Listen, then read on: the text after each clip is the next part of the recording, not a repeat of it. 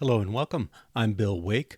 We're working on a basic interpreter. It originally was written with a recursive descent parser, and we want to change to a new parser combinator approach. And we've done this once before, doing a sort of pure evolutionary model. Each version ran, kept running all the way. Check-in, every check-in basically could run and could potentially release. We're trying a different approach this time. It's the strategy pattern, also known as the plug-in approach. And we've created basically last time we created all the mechanism around that. We have an interface that our two strategies implement, and we modified the original code to call those and some extra code to plug in the right one. Right now we've just hard-coded the plug-in to only use the new one. We're using an approach where we basically made a copy of the old implementation, and we're slowly going to replace pieces with a new parser and call on the old parser while we can. So we started working on the wrapper for that yesterday. I think we'll finish that shortly here and then start parsing. So the way this is going to work is we got the new parser, and sometimes new parsers can call other new parsers. That's great, but if we call the old parser, we have to do a wrapper around it. And basically, it's an adapter. So it's taking the old recursive descent parser and it's turning it into a new style parser. The new parser is based on a functional language approach, and basically it returns a parse result that can be success or failure. The old one just returned either the object or it threw an exception. Okay, so we have to kind of translate between those two. But we've just about got the success case done on the wrapper. I thought I'd touch a little bit on the grammar just to kind of say where we're going. So the top there you can see parse calls single line. So parse is our interface method. Single line is where we started yesterday. And it calls line calls statements, statements calls statement. And then we get into data, def, dim, for all the individual statements of basic. I noted which ones call expression, which is sort of the other major central place. And then also noticed if has a double-headed arrow because statements call ifs and ifs call statements. So there's mutual recursion, and we're going to have to deal with that.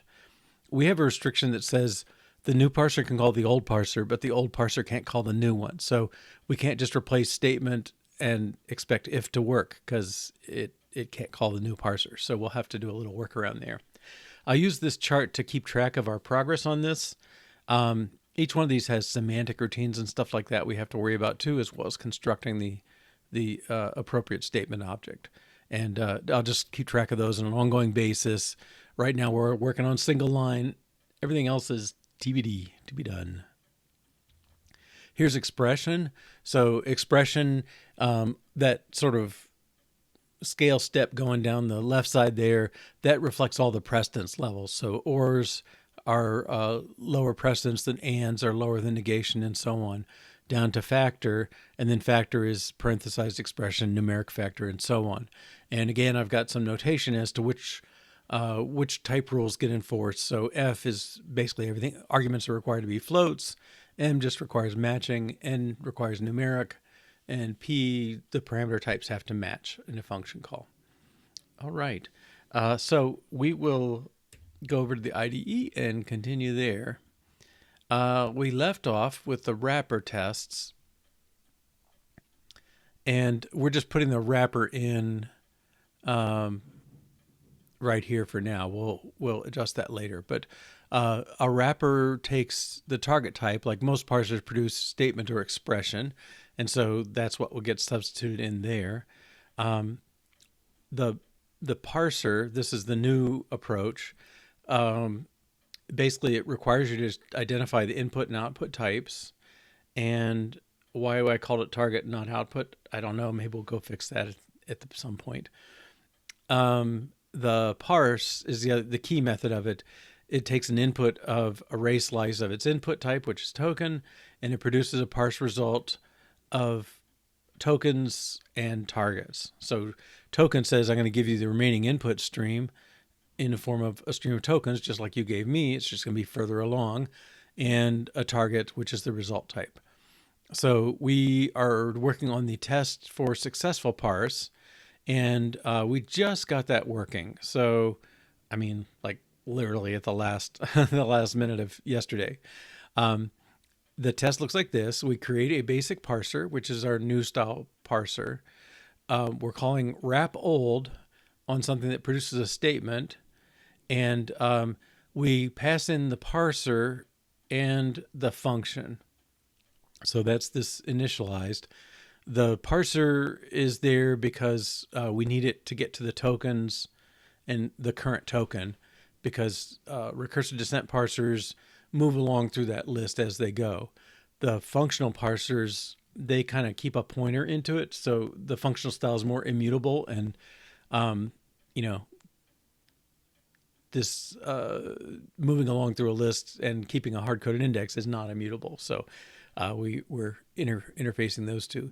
And then this old parser method, it's an escaping method, takes nothing, could throw if it doesn't like something it sees, and it produces a target type. Okay, in our case, result, let's see what it says. It's a parse result of token and statement. Okay, return statement is just return. There's nothing to it per se. All right. And what we've said is, okay, we expect to get a successful result from this. So we check that. This is a Swift syntax for dealing with these optional or case types. Our cases are success or failure. So we expect success, not failure.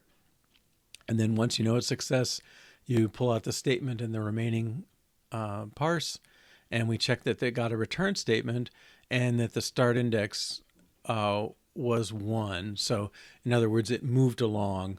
All we have is one single token, which was at position 0. Now the index is at 1 past that token. There's actually an end of line token in there that's going to be implicit, but we know we're not at 0 now. Okay. This passes. However, there's one change we made that this makes this test a little weaker. And it's a complicated, well, it's not super complicated, but it's back to this thing about the new style parser just takes the whole input and deals with the slices. The old style parser would move the pointer through the slices. We don't want our new style parser worrying about that. So the thing I want to test, so we added this basic parser in because it knows how to access the current token. But we actually need to check that the token hasn't moved. Okay, so, and I would treat this as a setup kind of case. We have our basic parser. Okay, let's make sure that basic parser dot token index should start off 0. Okay, because we're at the first element of this. All right, and at the end, it should still be 0, and that may be a little unintuitive, but we're saying the token index shouldn't move on a new style parser. It doesn't touch token index. That's only there for the benefit of the old style parser, and we should it shouldn't change. All right, I think this is going to fail. We'll see.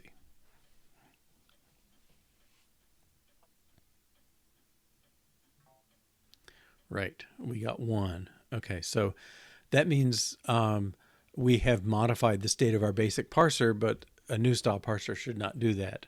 And since it's supposed to be wrapped up in the wrap is supposed to return new style parser, it's not acting right. All right, and that's not hard. We just have to do it. And I think the way we'll do that, let's make a original index is the basic parser dot token index. And then I think the way you do it here, not to check the semantics on this, but I think this is the Swift way. basic parser dot token index equals original index. So I believe a defer runs last in the method, including in these cases, the error returns, including the cases where errors get caught. So I think this will do it. I'm going to run it, and then let's go look it up and make sure the defer semantics are what I claim they are. All right. Swift defer.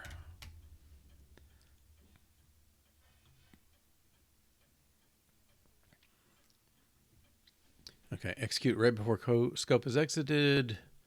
Defer completion. Okay, I guess this is this one. Defer logic example.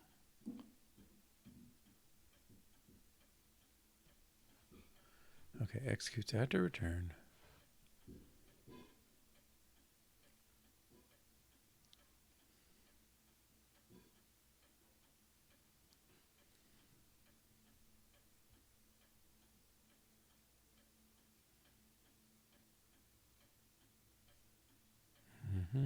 Okay.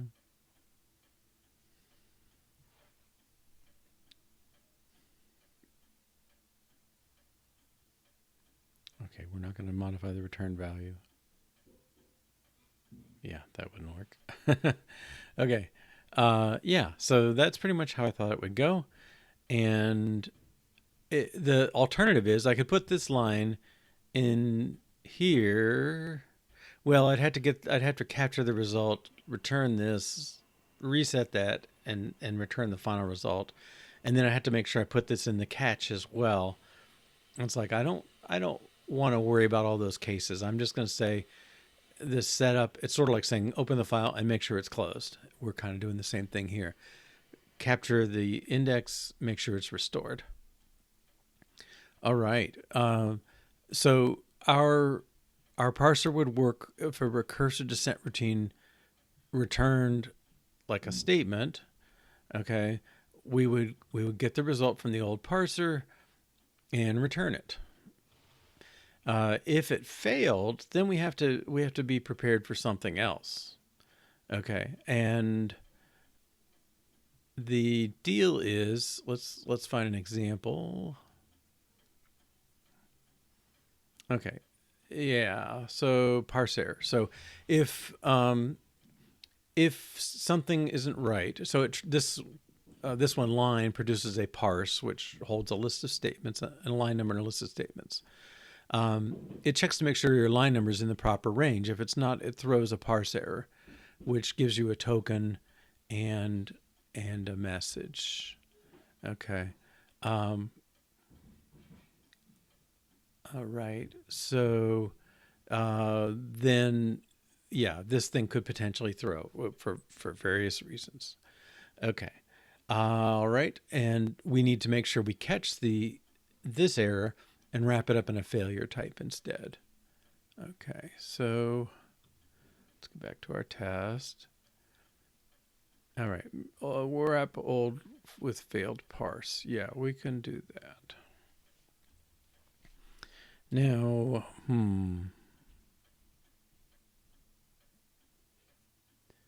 okay, yeah, let's try that. WrapOld with failed parse. Okay, there's going to be a lot of similarity similar and then complementary, I guess you'd say. Okay, we can still create a return statement. But let's find one that actually can throw. I guess I'll just look for throw. Okay, that was the line case. We're going to get rid of that one pretty soon.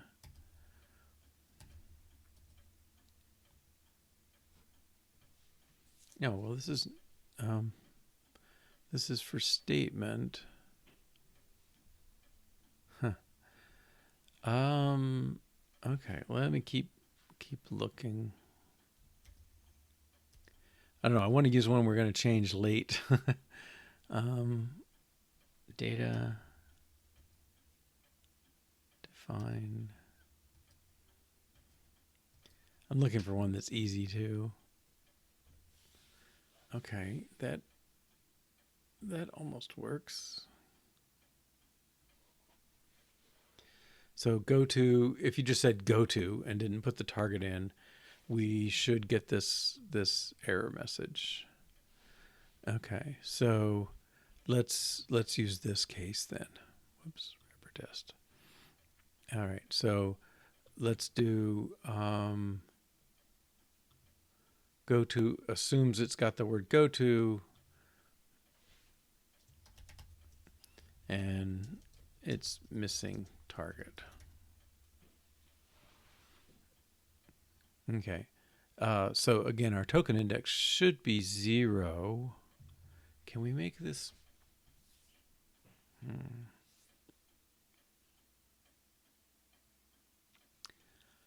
I don't know if our index will increment. I guess it will because we're doing next token right away. Okay, yeah.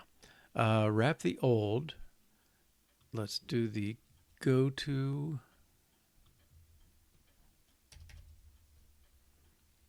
Notice there's no parens because we're passing the function itself. The stream of tokens. All right, and this should be a failure. I'll call it error index and message. Okay, so we expected failure but got whatever. Okay, so now the error index, I think, will be 1 because we're at the point of the missing go to. It's really an end of line at that point, and it's going to be looking for it. Okay, the message should be missing target of go to.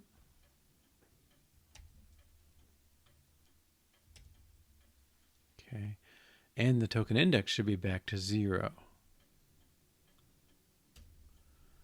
All right, and this test, it's going to fail with the wrong message and stuff. We hard-coded a failure. Okay, -1 and failed. All right, and if we go back up to the wrapper, you can see the -1 and the failed. Okay, so this one, we have 2 cases to worry about. Means there's going to be 2 tests, doesn't it? One is we throw the parse error we expect, so we can catch that.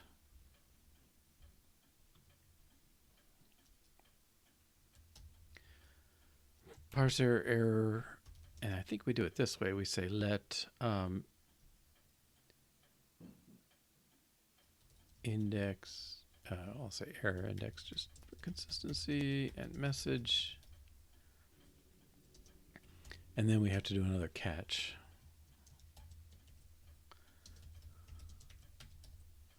Okay, and this one is sort of not supposed to be able to happen, so that's okay. Mutable value never used. Yeah, we'll use it. All right, so the error index. Oh, this is actually a token. Okay, and the message. So we want to return the message, but the type of this. You're not going to tell me. I'll just put it here. Pretend it's right, but it's not. Okay, so type is token.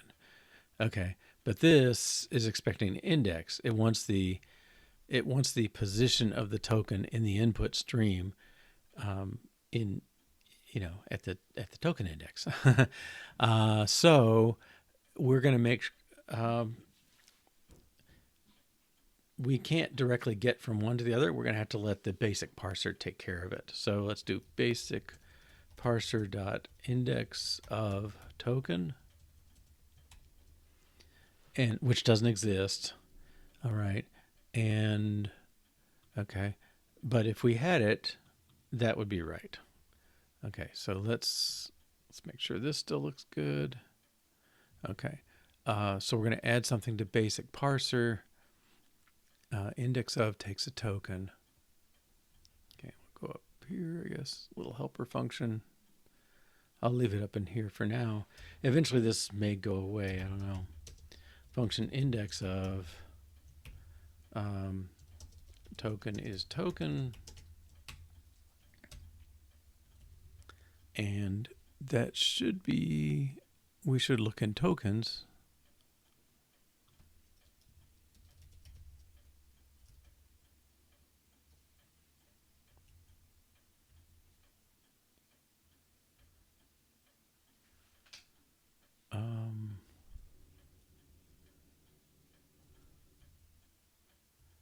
Insert.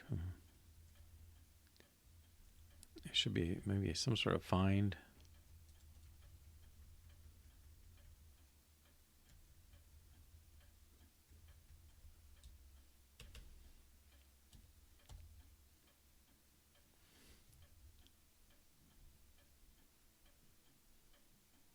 Start, maybe start ending.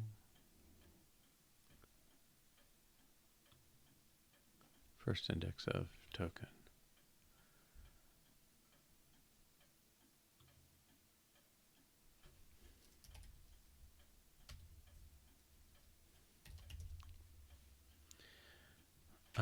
And this returns an int. Okay. I think, yeah, we got a optional.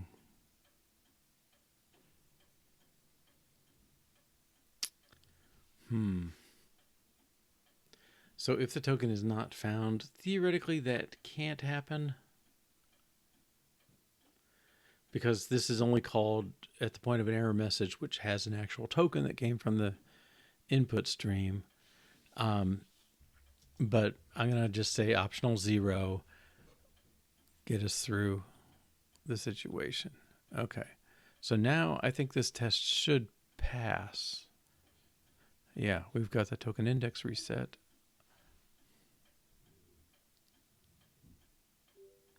Okay, and just for my own comfort, I'm going to put this down here and try again. Well, I guess I should try the other one. Yeah, he should fail. Okay, we didn't reset it. Good. All right. We got a failure case. We've got a last failure. I don't know if we can test this. It's kind of a can't happen.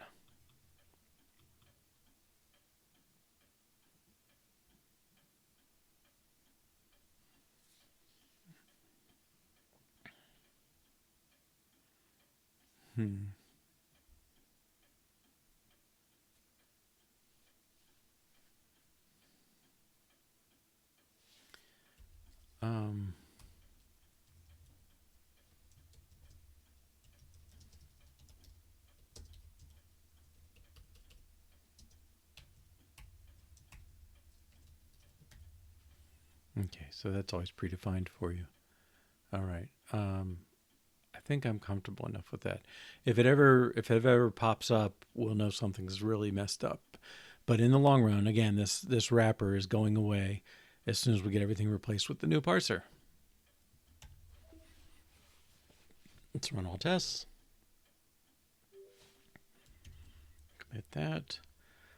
Added WrapOld with tests.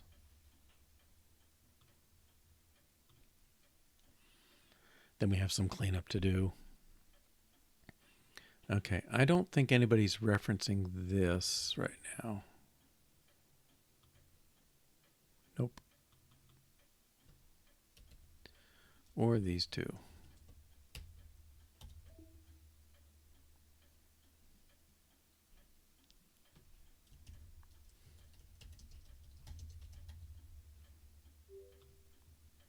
Don't I wish I could get that automatically checked. All right. Let's extract this. Well, we can make it public. I don't know if that matters. Let's just extract it.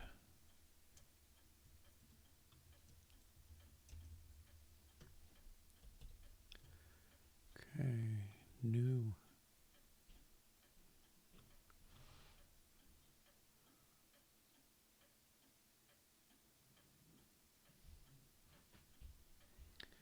New file.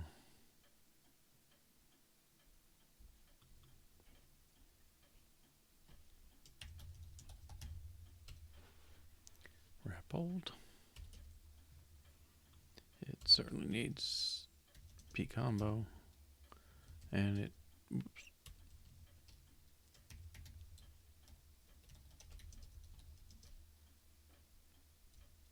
Messy. Okay, that's okay so far. There may be,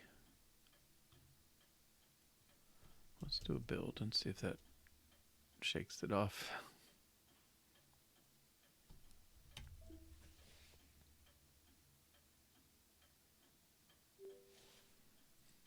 Oh, I put it in the wrong place, didn't I? This belongs up here. WrapOld.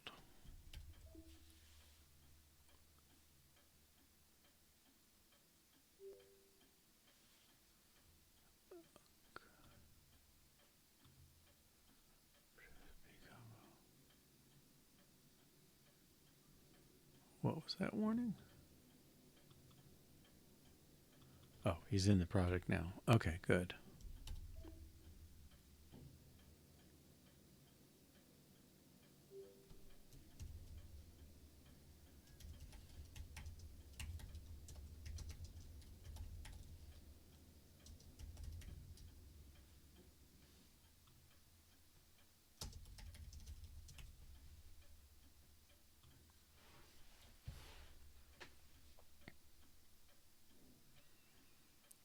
All right, very nice. Now we put it to the test. Okay, I'm going to close this because we don't really look at that very much.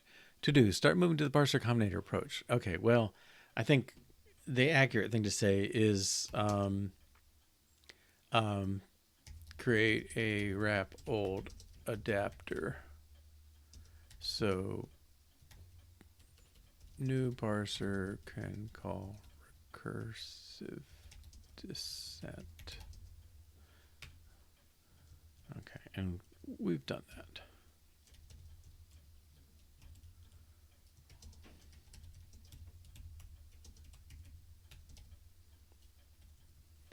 Start moving to the parser combinator approach. Okay, so let's, I think the worst is going to be the first. All right, so we started to write this line, but we got held up because we didn't have WrapOld. We have that now, and notice we're actually replacing all this stuff because now we're no longer doing a catch with the error case. We're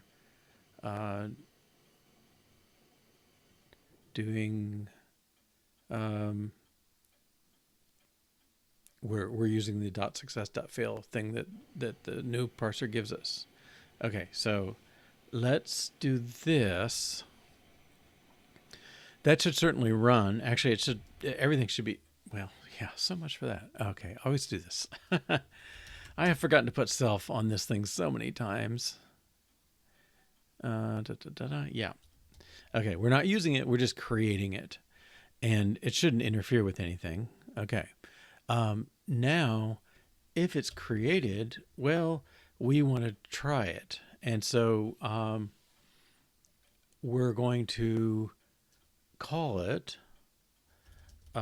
result is singleLineParser.parse with input and I think that we're at the top level, right? So we're just going to pass in the tokens.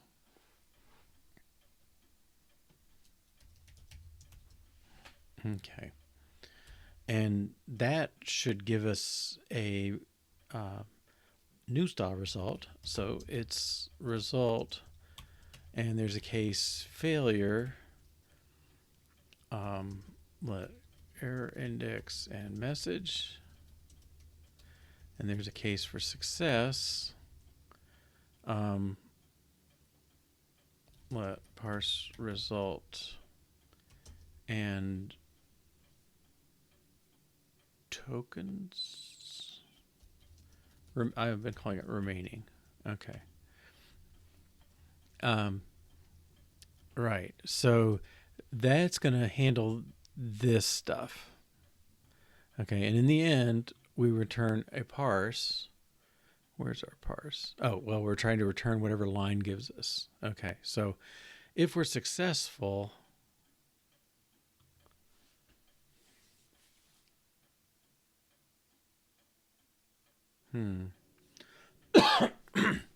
excuse me. I think we just want to return the parse result at this point. So this comes out. The remaining is probably irrelevant.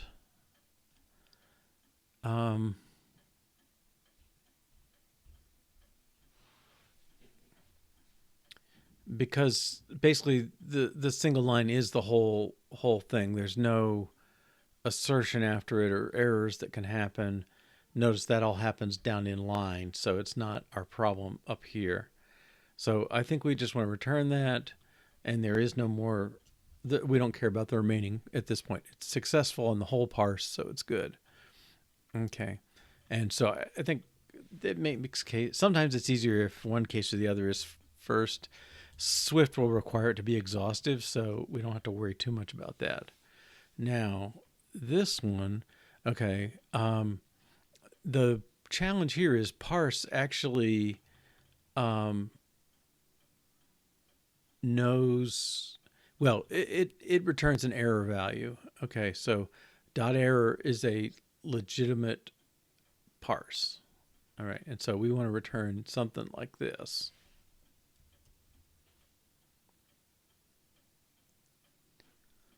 Okay, so here, all right, so we have the message, and we can pass the message through. Okay, and then error token is going to be index of, oops, this is,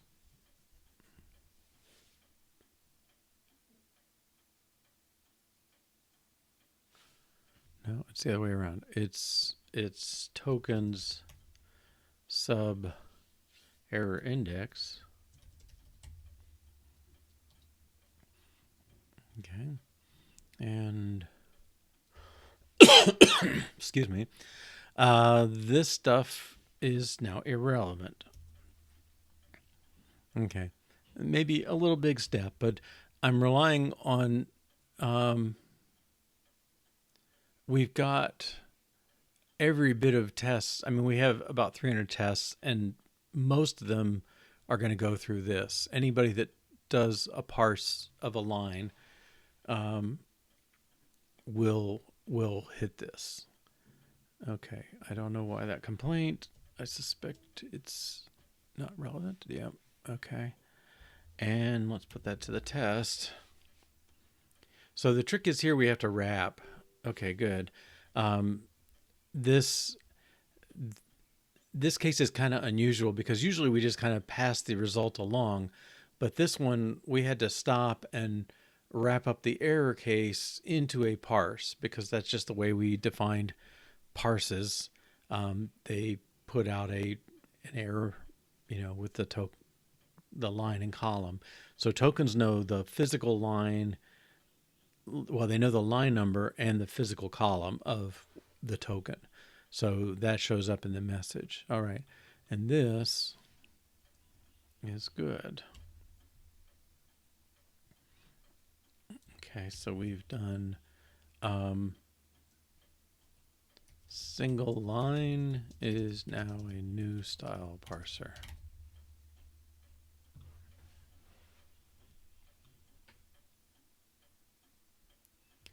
And yeah, that's kind of a woohoo moment. That's I won't say it's the hardest, but we got one done. Now there is one bit of refactoring I'd like to do, and I'm not quite sure.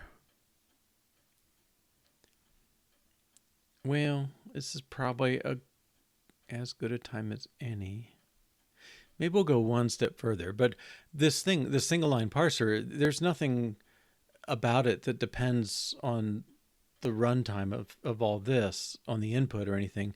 It's just defining a parser. So this, I could extract this into a method and extract it into a field and just build it at initialization time,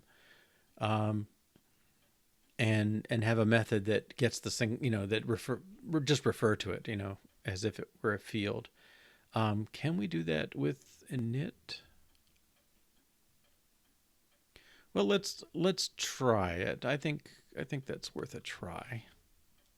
So I'm going to say there is a single line parser.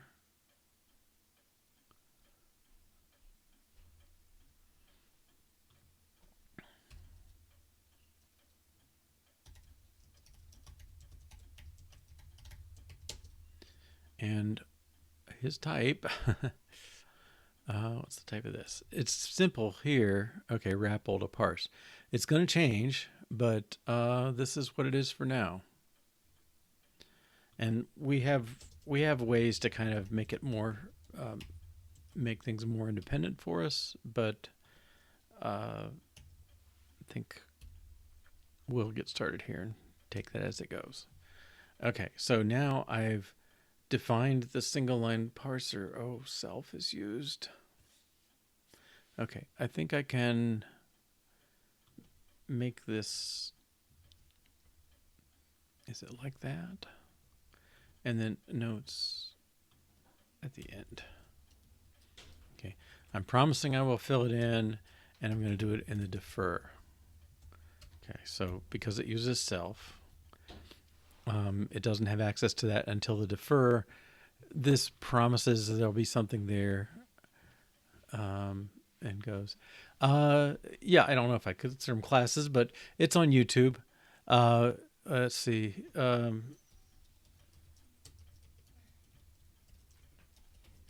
If follow that link will get you to all the previous episodes. It takes me a few weeks before it shows up, but it'll get there. Okay. So anyway, I think. Oh, I still can't do this. Oh, let and var. Okay, it has to be var.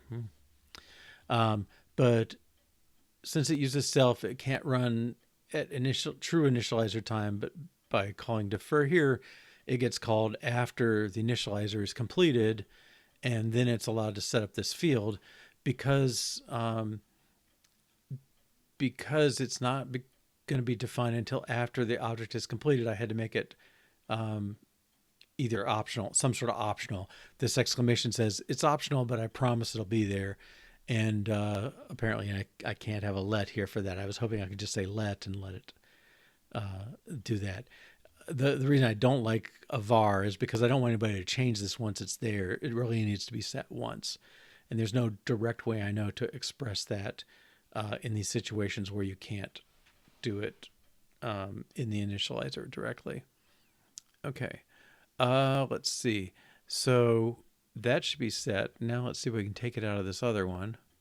We'll take it out of here and use the field and make sure that all works. Eventually, I expect to be a method and with a little more oomph. Okay, so we move single line parser to a field and to initialize it only once. Now I expect this to grow, but this is it for now. All right. Kind of. Normally we take a break in about 20 minutes, but I think I'm going to get a drink and reset my head a little before we go into these more complicated transformations. So let's take a 3-minute break, and we'll come back and tackle our second function. I guess let's update this. Yeah, so single line. unhide this. Okay, so we're there. We just finished single line. So let's move on to line. Get rid of that. Move on to line, and yay, something's done. Okay, and be back in 3 minutes. Thanks. Welcome back. All right, so we're going to convert line to a new style parser. First thing, we want to understand the grammar of this thing, and I think we defined it more or less in the to-do. It's not a perfect match, but it's enough to see a line starts with a line number, and then it's got one or more statements separated by colons and ends with a new line. Okay, and you can kind of detect that in here. Here we're checking that the current token is an integer, the line number. Okay, if it is, we're going to create a line number object. We do some semantic checking, and then we try statements. So statements is the colon, one or more statements separated by colons. And then at the end, we check for end of line. And finally, assuming everything's gone well, we create a parse that's got the line number and the statements. All right, let's see. So yeah, statements returns an array of statement. Okay, and if the line number failed, well, we skip to the next token and we record the fact that the line number was missing. Okay. All right. And there are several things going on with what we have to do. So the first thing is we don't have anything. We don't have a new style parser that can match a token of a certain type. All right. So we have this satisfy. You give it a closure, and it enforces whatever rule over $sign, $0. So the argument. And we can put a message on that. So let's make the parser, and then we'll integrate it in. So line parser is well, we are going to match a token. Let's see. We're going to match integer, and the message, if it's not there, is down here. Line number is required. I think one of the rules I've given myself on these transformation, I'm willing to change messages. Yeah, I'm definitely willing to change the messages. So we don't have an error token notion in our new style parser. So if all it did was say line number is required and pointed to that place, I'm good with that. It will mean a test has to change. Okay. But anyway, a line number, and then there's a semantic constraint about its range. Okay. And in the end, it's got to be a line number object. Okay. So this, let's get the pipeline going here. So we've matched the line number. We don't have a function match yet, so we need that. Function match, it takes a token and it takes a message. Okay. And for us, this is the same. Oh, it's going to produce a parser. See, I think it'll make us tell what those are. A parser, and the parser is satisfy the message with the condition that $0, which is a token. This is actually a type, not a token. Okay, so dot integer is the token type. So $0 dot type equals type. Okay. So we're requiring that. Okay, what's it want? Parser. I think it's input output. So the input is token and the output is token. Okay.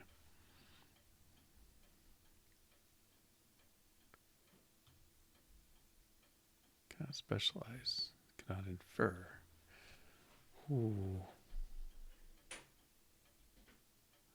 Let's see, is there an example here? Might be one further down. Satisfy. Right.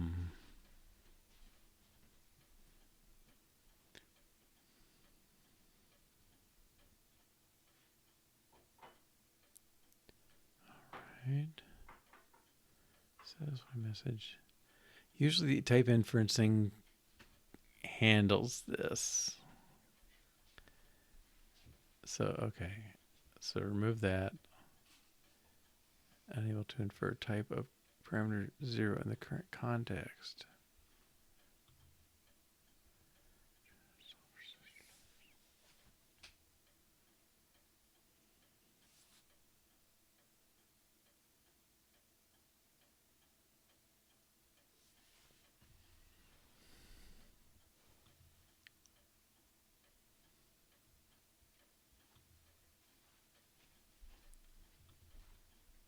That sure looks like the one down there.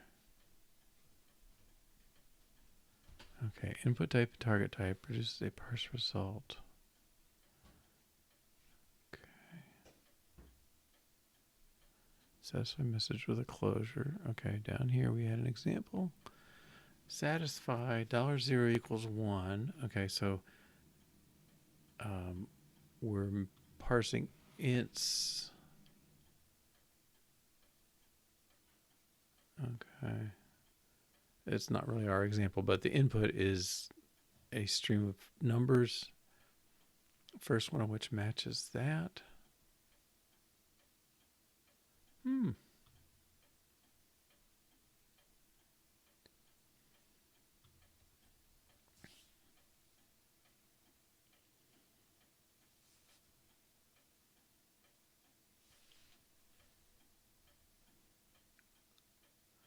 Oh. Wait.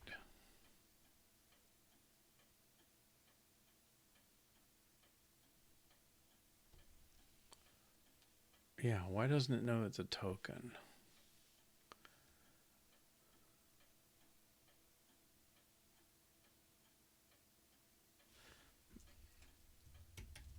I'll get there eventually, I think.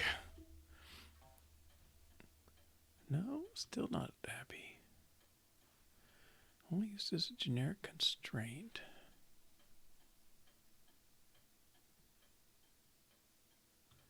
Let me inline this.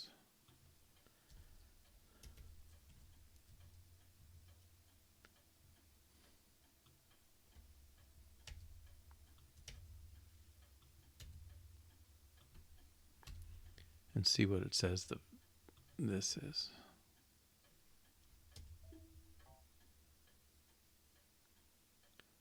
Build failed.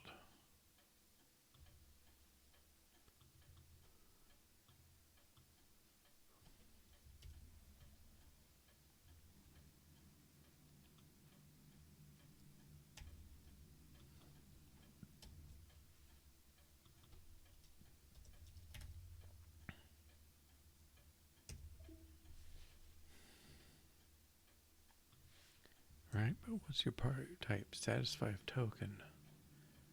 Well, maybe, okay, yeah, I probably have to say that up there too. Ugh.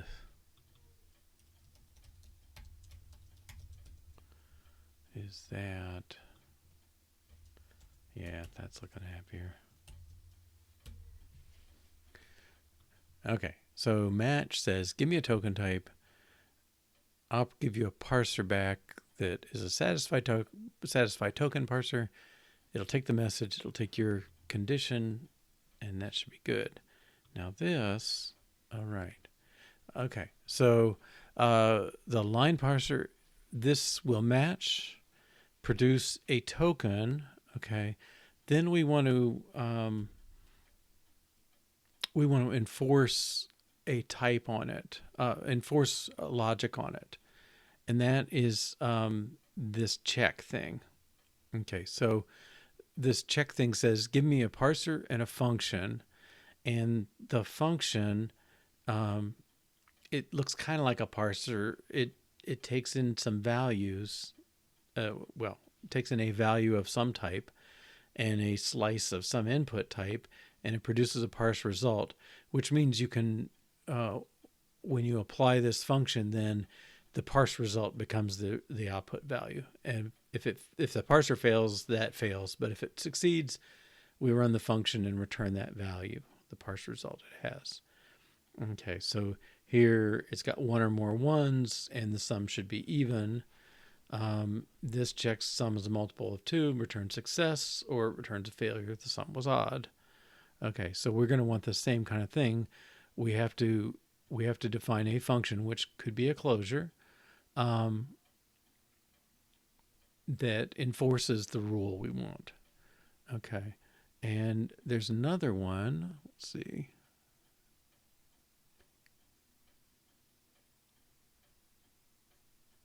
Transformation. I almost want to call check a transformation as well, but you can also do a pipe that transforms any successful results. Okay, so that may be more useful for us. Yeah, so I could do this if I said pipe to, and then I put in a function, which is just a closure, which is a function of $0, line number of $0.float. Okay. At this point, the result of my parse started out as an integer token. Now I just pull out the line number, and I have a line number value. And I can check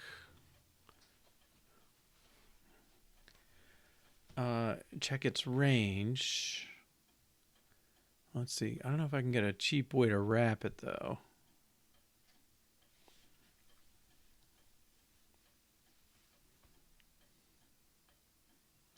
Yeah, I think we're gonna have to make our own function like this that enforces that. So we can probably do the wrapping in there as well. So, so let's make we'll kind of extract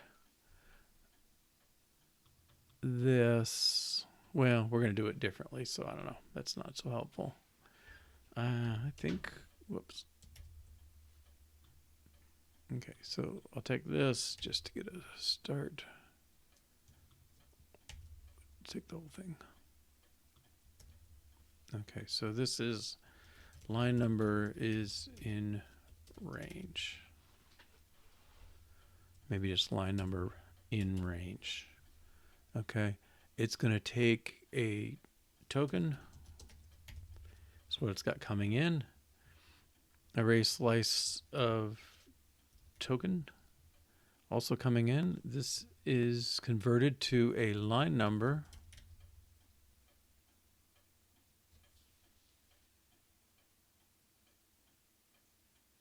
Whoops, parse result, is token, and the output type is line number.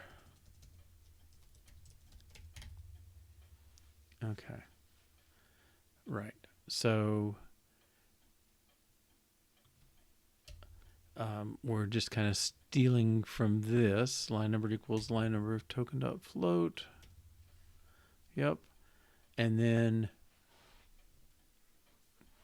if the line number is in range,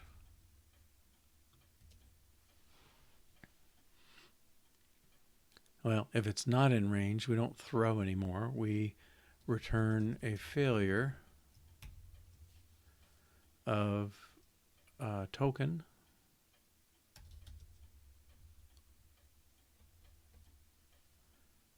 and our message. Oh, index of token.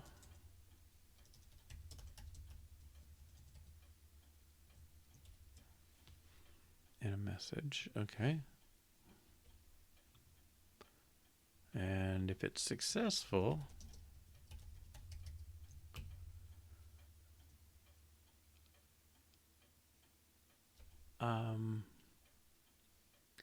we're returning the type. I guess that's line number, and the remaining kind of passes through. Okay. See if I believe this. All right. So given a token and the remaining input, we convert the token to a float. We check its range. If it fails the range check, we return an error, a failure with a message. And if it succeeds, we return the line number, now a line number type object, and remaining. Okay, now this parser, its type is no longer token. It should end up being a line number. It's going to be more complicated. All right. Pipe of satisfy token line number. Okay, so it's telling us the whole structure of it. It's taken the satisfy token and it's piped it through a line number, and the resulting type of that is a line number. Okay. And that should build. Okay. Now let's those two go together. So we'll parenthesize that. Okay. Once you have this matched, you've got the line number, you've got the token, you've checked it, we need to try statements. So for us, that's WrapOld, and these come in order. So it's ampersand, WrapOld of statements. And I promised I would forget self, but not this time. Okay. Wrap self statements. Okay. And then it's followed by a match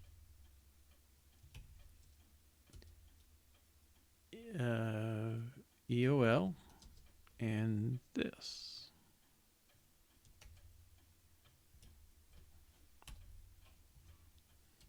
Okay.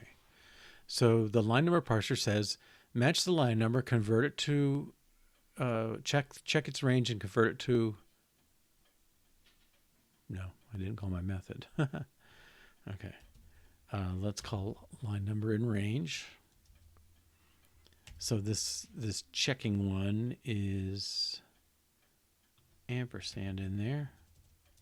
And we can just put the name of the function. Okay, so match the integer, pipe it to line number in range, check its value, convert it to a line number, and followed by a call to our old statements parser. That's the try statements down here. And followed by a match of end of line. Okay. Now the type of this thing, it just gets uglier and uglier. Okay. This is the worst part of dealing with these combinators. Part of the issue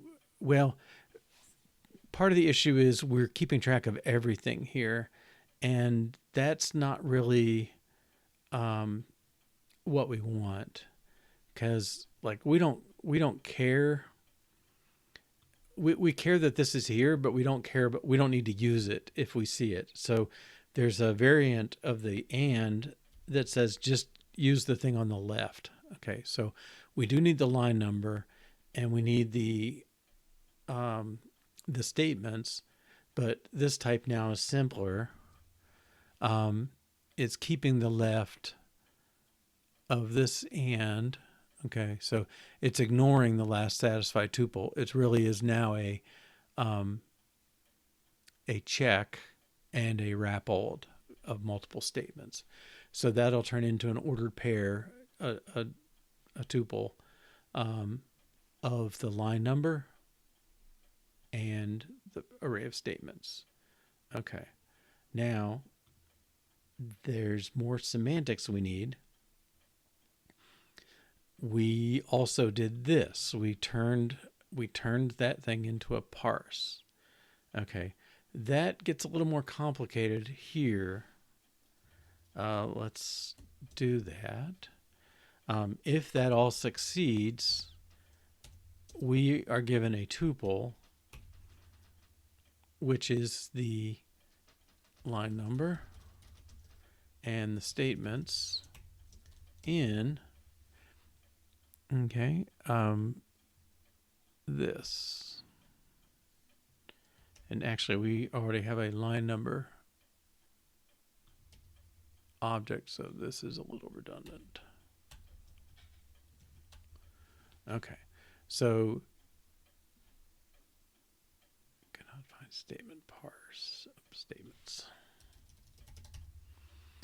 Okay, so match the line number, match the statements, match the end of line, should result in a tuple with line number and statements, and we will produce a parse of that.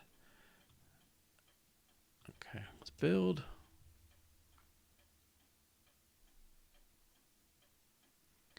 Okay, and now this type, let's see how we can do this.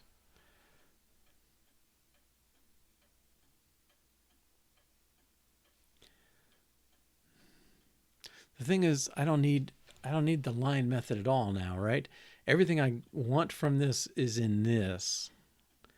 Okay, so I'm going to bubble this up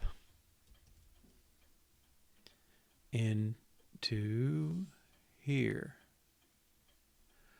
Okay, well, yeah, this is where, okay. All right, we've got wrap line is, we said old can't call new. Okay, so I think let's separate this out a little bit up here. Let's create a make. I don't know if I can extract method on this. No. Oh, I can. Make single line parser.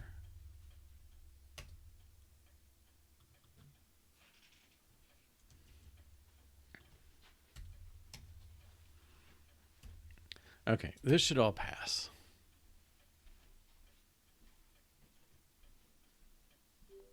Okay, so let's check this in. We defined but didn't use line parser, and we created, well, extracted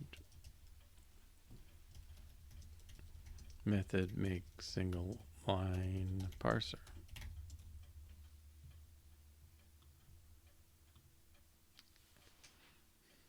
Okay, so what I want to do is now use that method, the line parser. I want to use that in my make single line,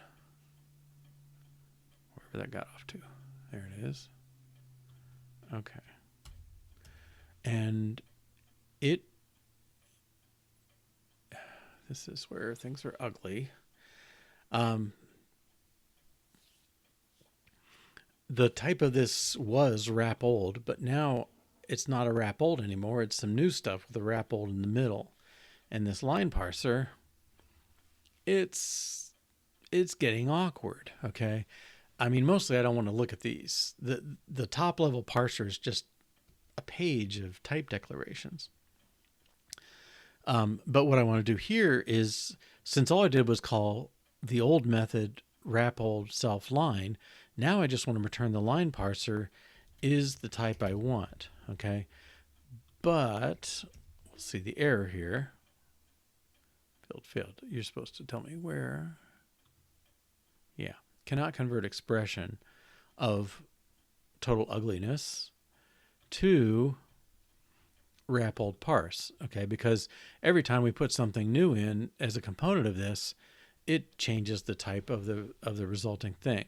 There is some mechanism to create more generic parses, but it's not quite in this version of Swift as far as I can tell. You can either say some parse or any parse, one of those two should work, which would say let the compiler keep track of it, but we're not being specific. They're not truly generic. Well, this is a generic type, but it's also a parser, and the parser just isn't, they're not designed to be generics exactly. It's similar, but so we had that. Let's go in here. We can kind of see the difference. This type alias stuff, notice token is not part of this. This type alias just kind of infers. It's sort of saying that's the type I'm going to infer, but you can mix it with generic types. So it's sort of generic, but more active, more inferencing. Okay. So the problem is line parser is a horrid type, and we want to say something simple here. So the kind of a workaround for that is this bind function. Okay, so bind lets you, well, basically it lets you simplify the type of something, and you explicitly give it the type you want, and it hides the fact that the parse function was horrible. So the expert.bind can take any nasty parse function or nasty typed thing and wrap it into something that's got a relatively simple type. So we're going to do that. It does get easier. Okay. But bind takes, I think it's input type, output type. Let's check again. Yeah. So this should be token. And then for us, we're producing statements. So bind token statement. All right. Because our end result is a statement. This thing. Oh, sorry. It's parse, not statement. Parse. Okay. The end result of this parser is going to be a parse type, and we're promising to create a bind that goes from tokens to a parse. All right. And now here we're going to say bind lineparser.parse, and I think it will infer everything else.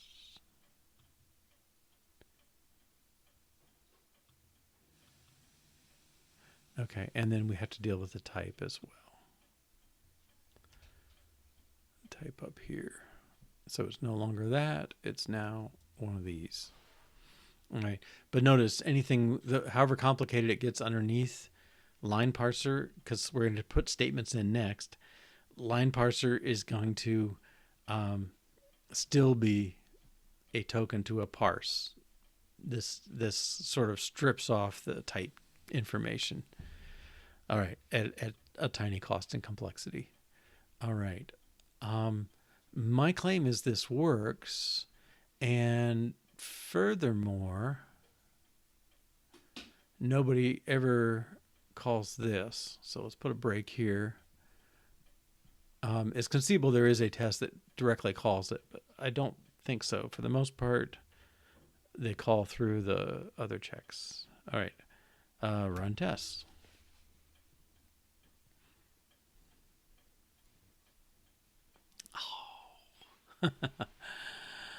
Okay, found nil.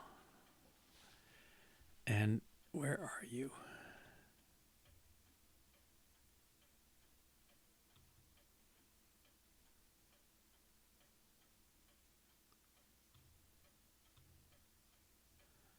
Found nil while unwrapping an optional. Globals.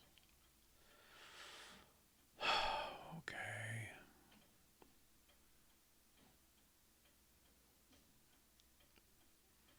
Let's go back a step and simplify, and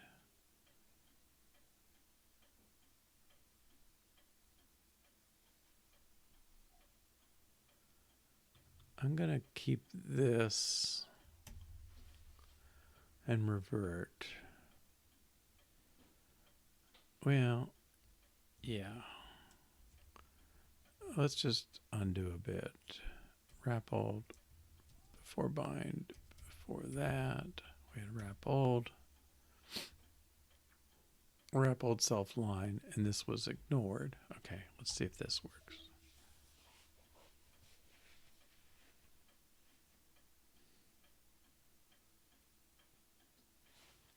Okay, we're being called now. Line is called. I'm going to remove this breakpoint for a moment. Okay. Let's commit this. Extract method to create single line parser. Put line parser in, but don't use it.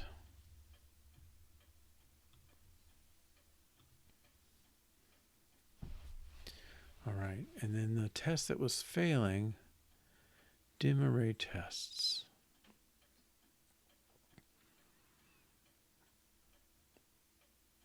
Interpreter run.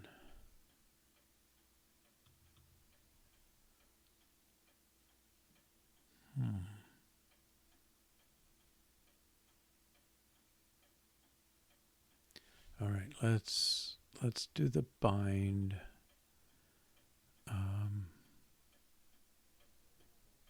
Let's do the bind change here. Bind token parse. And let single line parser equal that. Can I do that? And return single line parser. Okay, that should still be complaining. This needs the bind.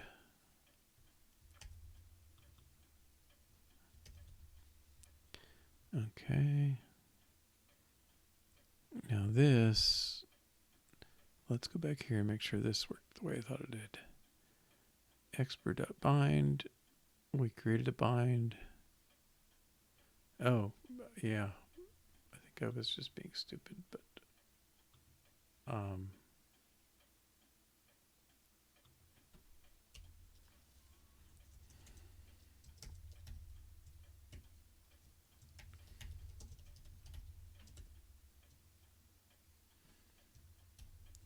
I don't think I created it before, and now I should be able to say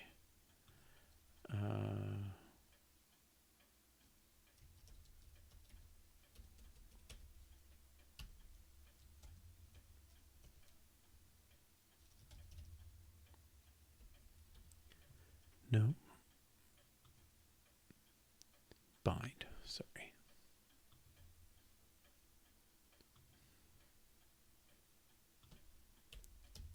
Bind, and then this dot parse. Oh, that's fine. Well, apparently it's not. Cannot convert expression of type void to return type bind token parse.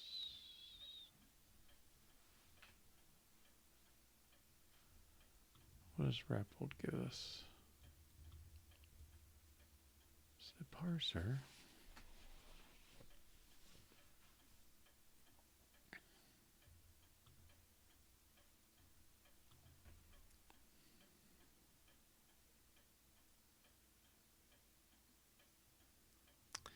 I feel like bind has another constructor. Let me just check it.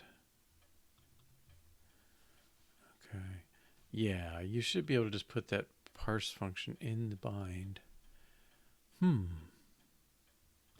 Let's see if it works this way.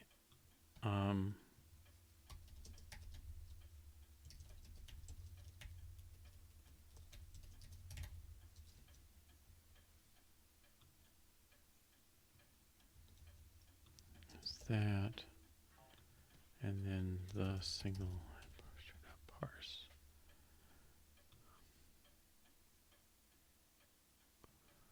Array slice goes to parse, so that's number parse.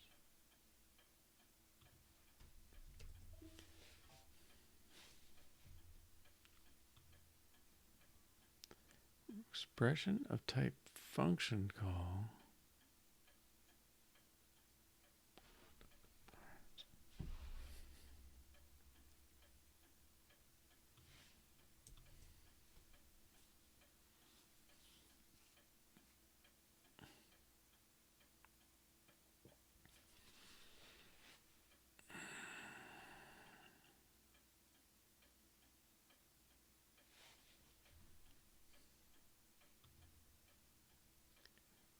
Okay, I guess I'm confused. I thought it had a method parse that goes from an array slice to a parse result. Am I missing a...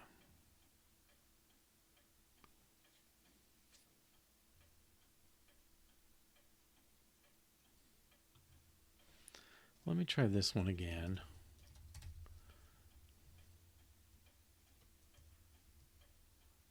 Sorry.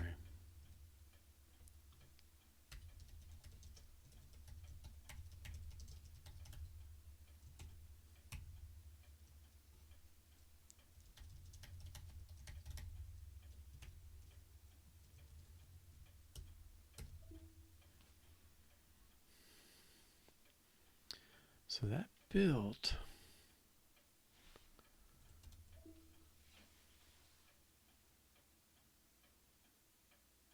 Yeah, I think this is what I had and it crashed. So I'm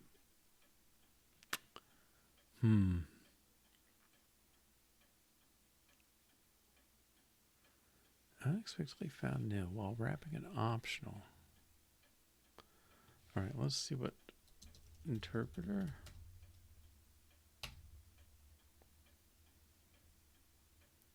Okay, interpreter is a thing.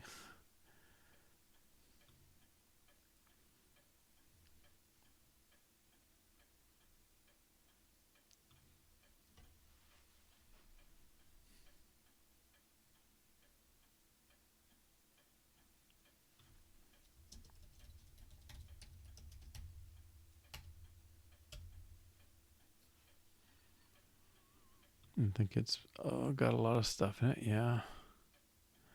Does it have an A?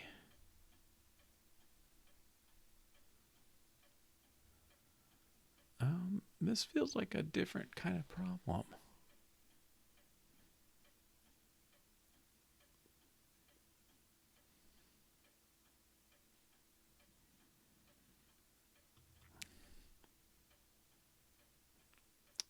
I would have thought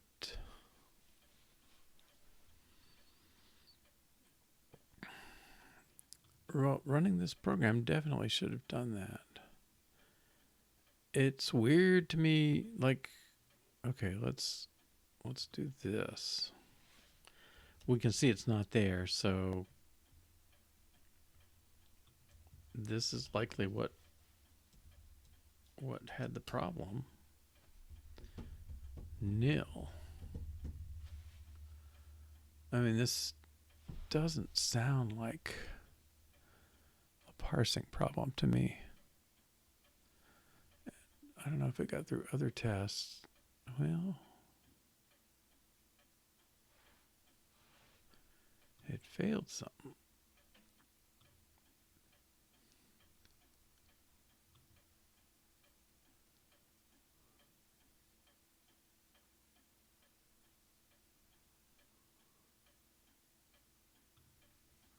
Unknown statement.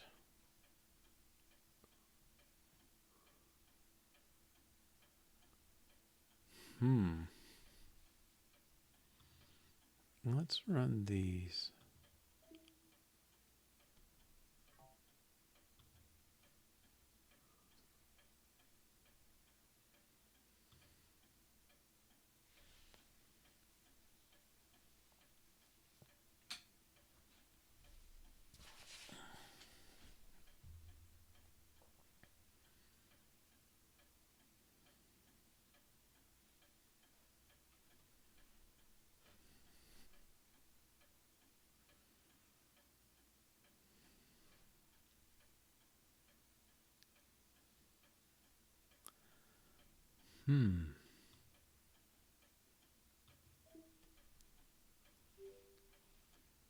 These are okay, huh? No.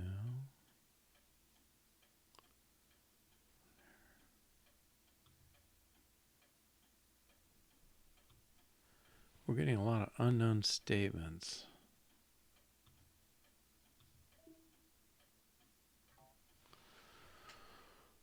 Okay.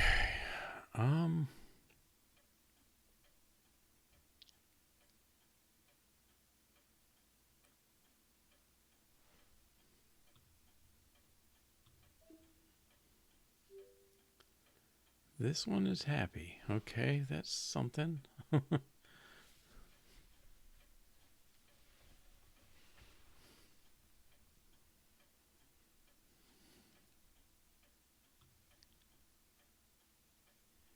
Okay, that is not working. Let's see if this is any better. This had type issues, right? Cannot convert single line parser expression of type void to return. Oh. Sorry.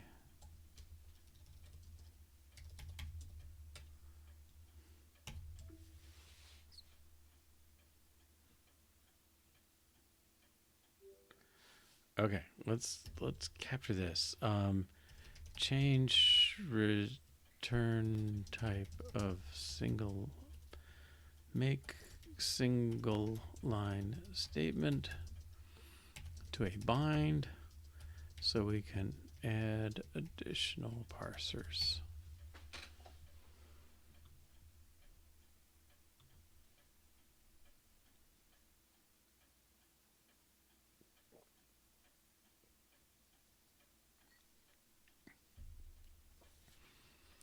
Now, okay, I think now we're debugging this.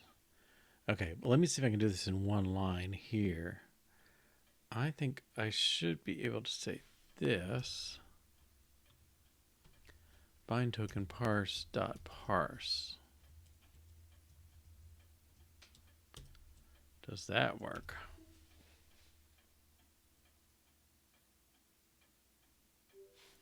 Yes. Okay, so the one-liner works the way I want it to. Let's change this, return that.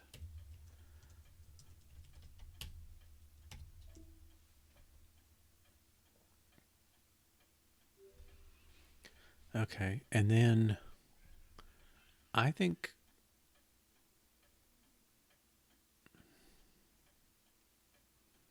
all right, that is the current way. We're trying to put the new way in. So bind token parse the parser dot parse. Let's make sure this. Let's check the precedence on that.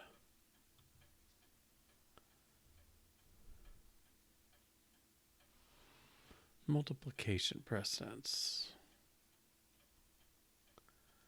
I wonder if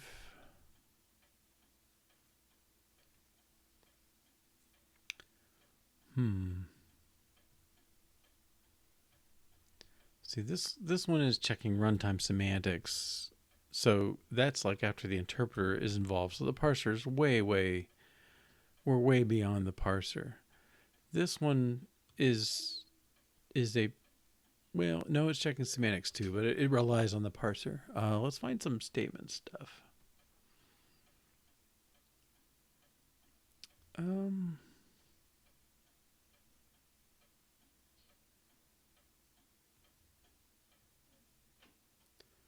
Well, I broke them all out. Okay. And stop test. Okay, let's.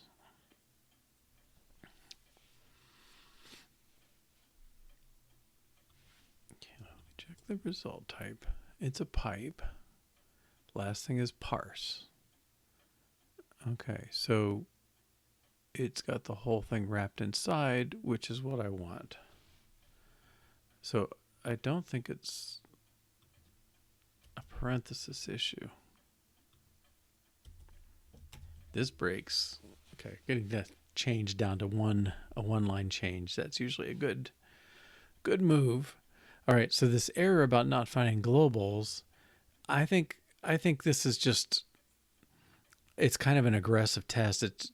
Well, not aggressive. It's just running its thing.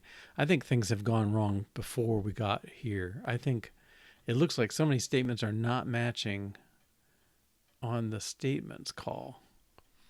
Let's double check. Okay, we're calling WrapOld self statements. And let's find that down here. line.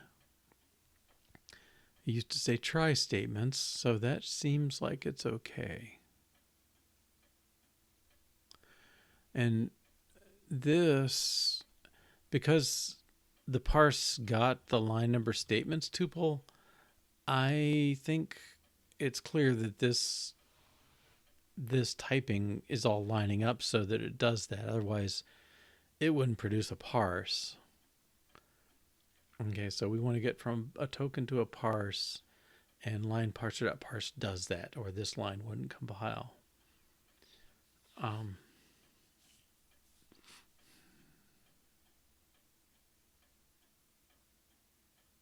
WrapOld self statements.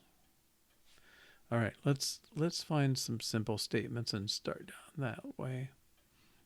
Okay, so tests. I don't want interpreter. Lexer output. Let's try parser tests. Okay, I'll just run these.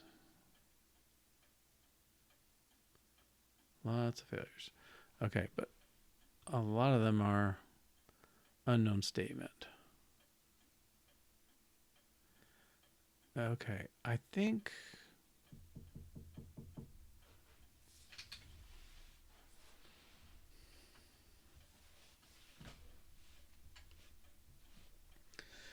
I've made an error in the wrapper.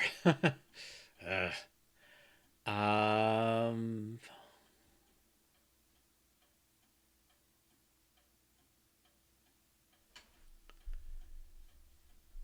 statement.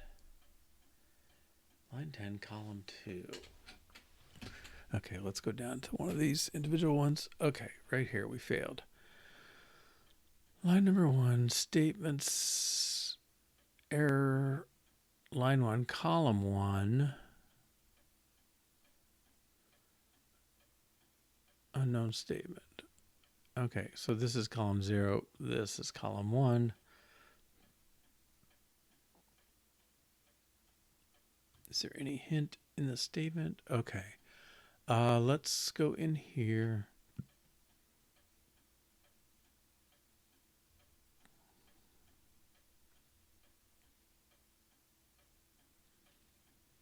And let's go find statement. Okay.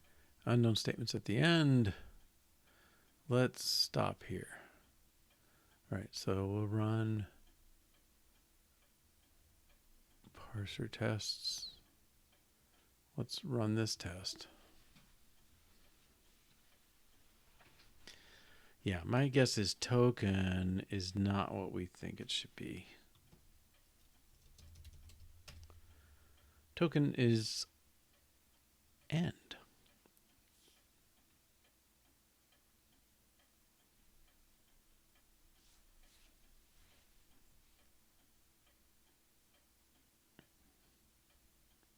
So much for that guess. Oh, yeah. Token is, we've skipped past the token that was there.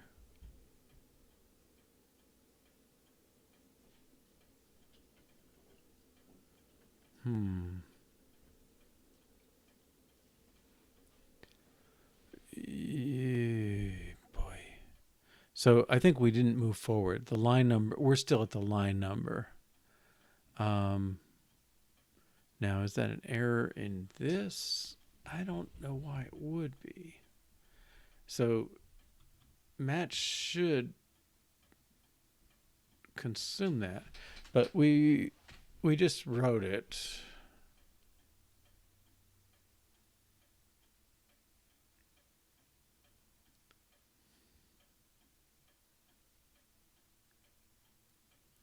I'm more suspicious about WrapOld.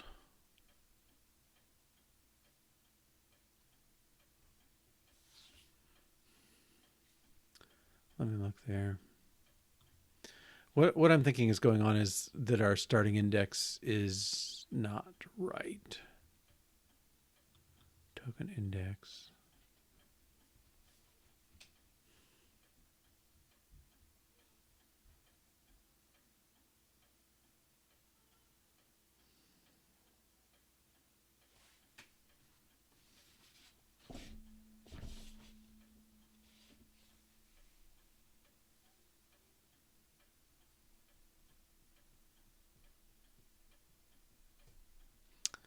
why is this an error? I think,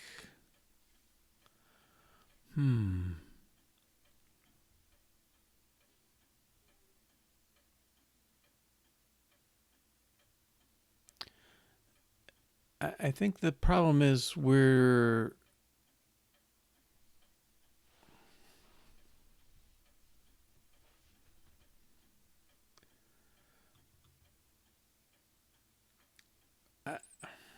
how can I say? I think the problem is we need to start wherever this input starts, which is somewhere past token best the 0, you know.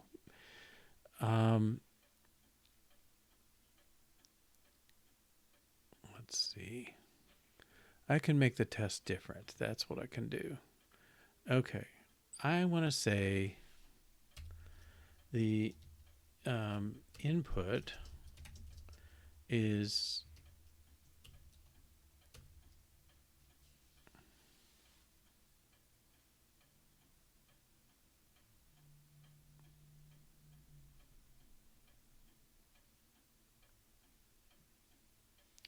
how can I do this? Well, input is going to be return. Let's make it 10 return.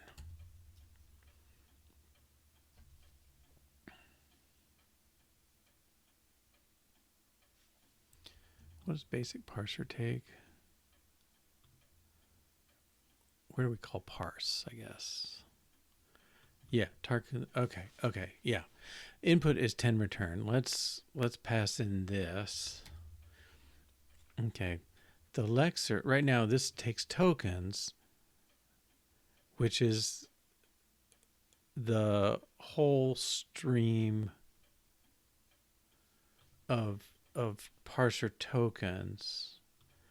But I want to do, I'm going to say 1 ... Okay, so tokens is the array of all tokens. I want to assume we're just parsing the return statement and we're on token 1, which is return, and do that. So I think if everything is right, this should pass. Now I think it's going to fail.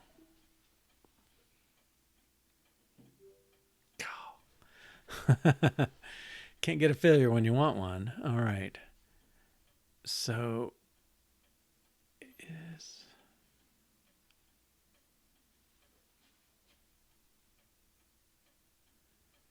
input.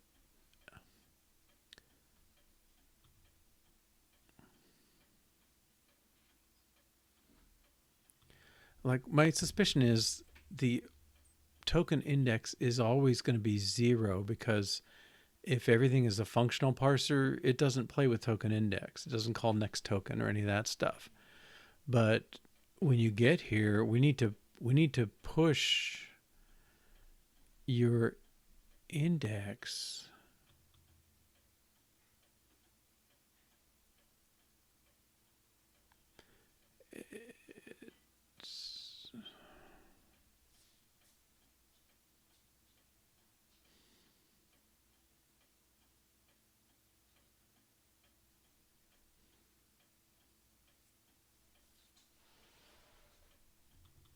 Yeah, I'm feeling like this is just not the right.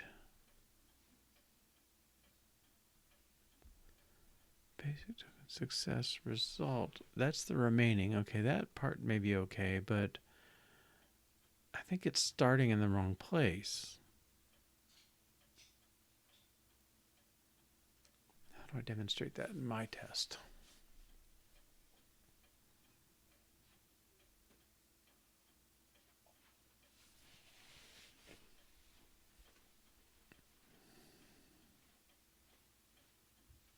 I want to do something where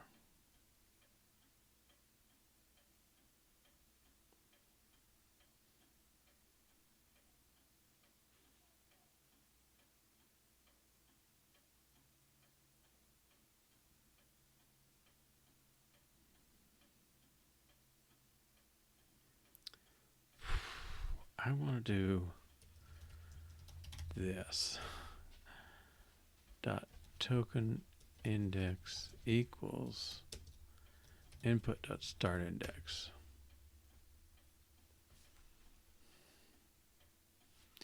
Right, because I never changed it.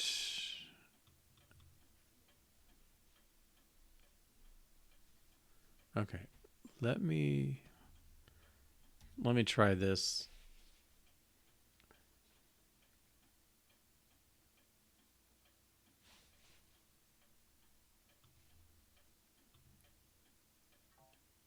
Two failures.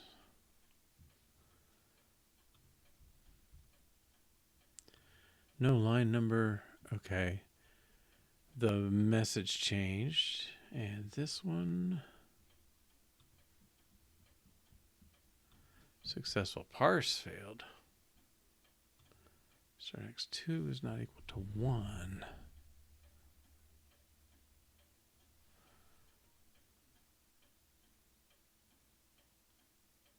Oh, yeah, maybe that should be...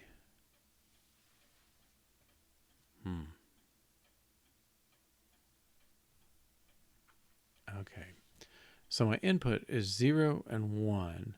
I want to feed in the input, and token index starts at 0.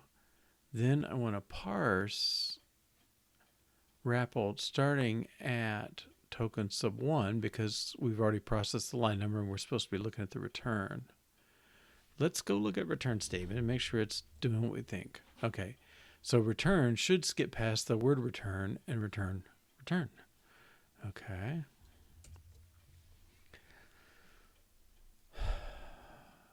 All right, now why should start index be 1?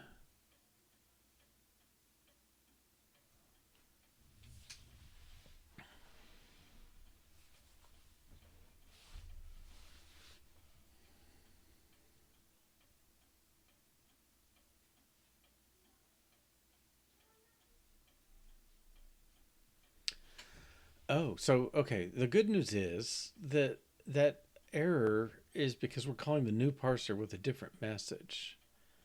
This no line number case. So basically, the new line number, the new parser is doing what it needs to, but I've got something inconsistent here.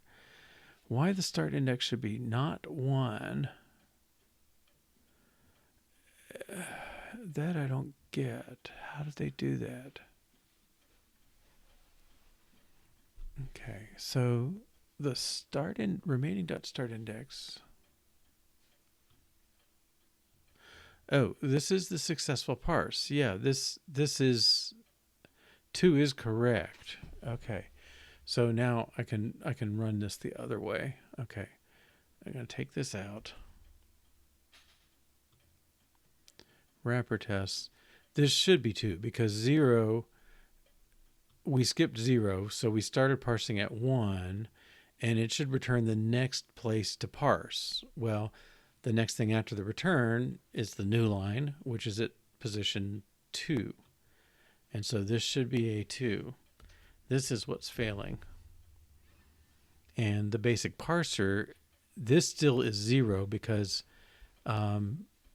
we don't change it. We're changing where we start in that list, but we're not changing the token. The new style parser should not touch token index, even if it calls an old style parser. So that's what this defer stuff is intended to get around.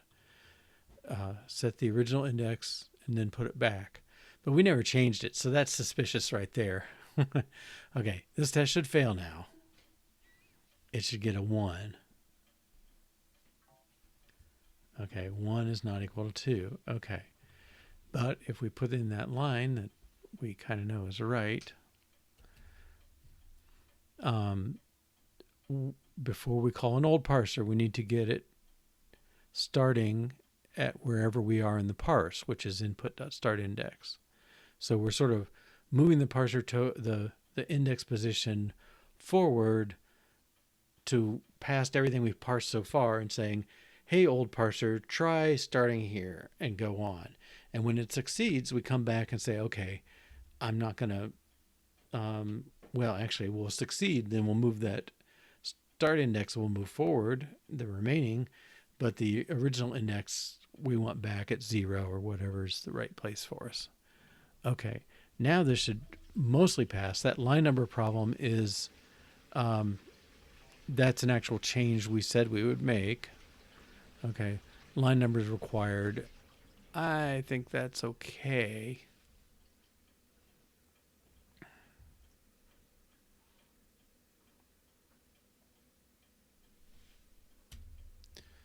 And this test should pass now.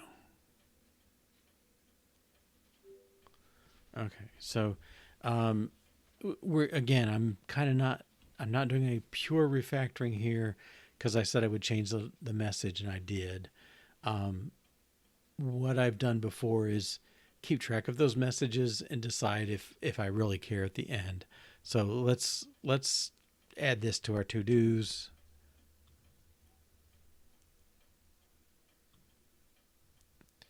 Okay, so well,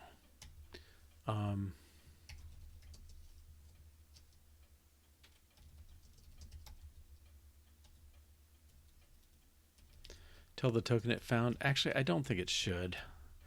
Okay, it's going to point to the first token and say I expected a line number. I think that's fine. Okay, so this start moving.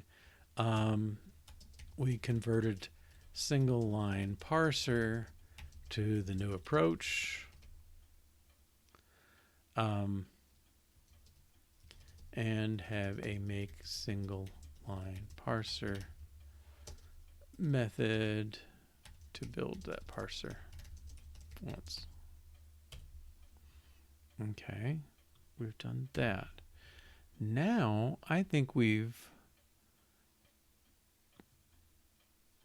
for all the fussing and struggle, I think we're at a better place here. Okay, so we are using the right one here. Make a single line parser. We do bind token parse. It makes use of the line parser we derived. And then the line parser was from this line function. Well, who references this? Nobody. Okay, so this was our inline version just to kind of match up the pieces, but nobody's calling this function anymore. Okay, so we should be able to delete the line function. Okay, so yay, we got rid of an old parser. All right, so let's check that in. Delete the unused line method. Now using a new parser.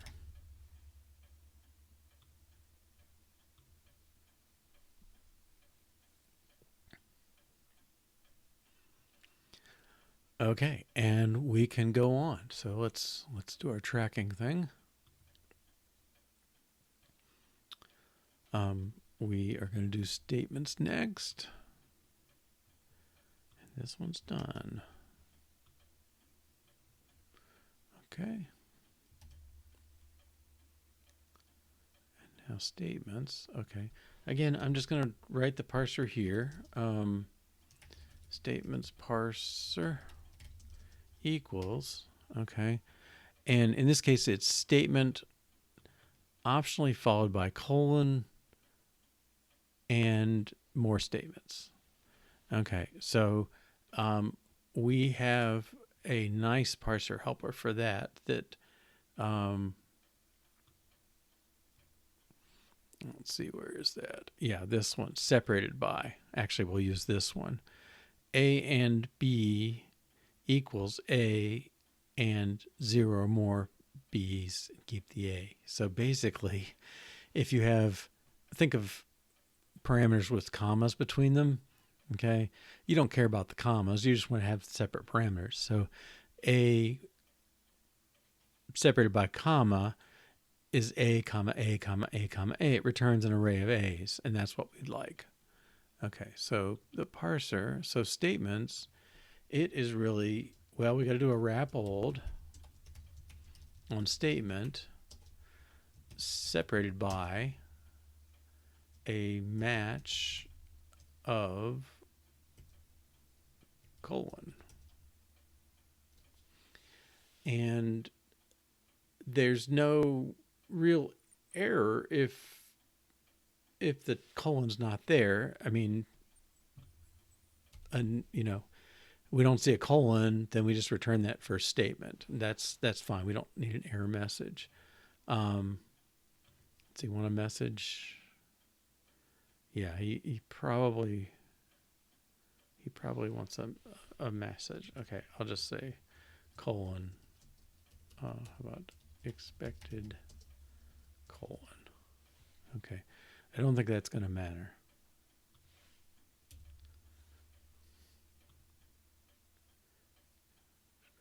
Type basic parser. Specify the generic argument. Oh, sorry. Self. I can't do them all. Yep. Okay. And let's see the. Okay. So that corresponds to statement colon more statements separated by colons, and there's nothing else going on. And the type of this is separated by keep left WrapOld statement. Its return type is array of statement. Okay. So let's pull this one up. Okay. And we'll go back to our make.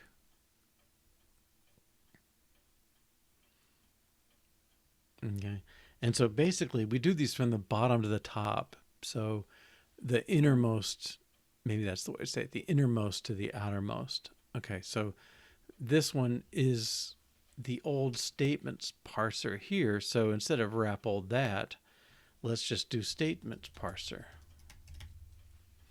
Okay. And if this compiles, then that means we got our types right, that this is an array of statement, because that's what this thing needs. Okay, and we'll do a build.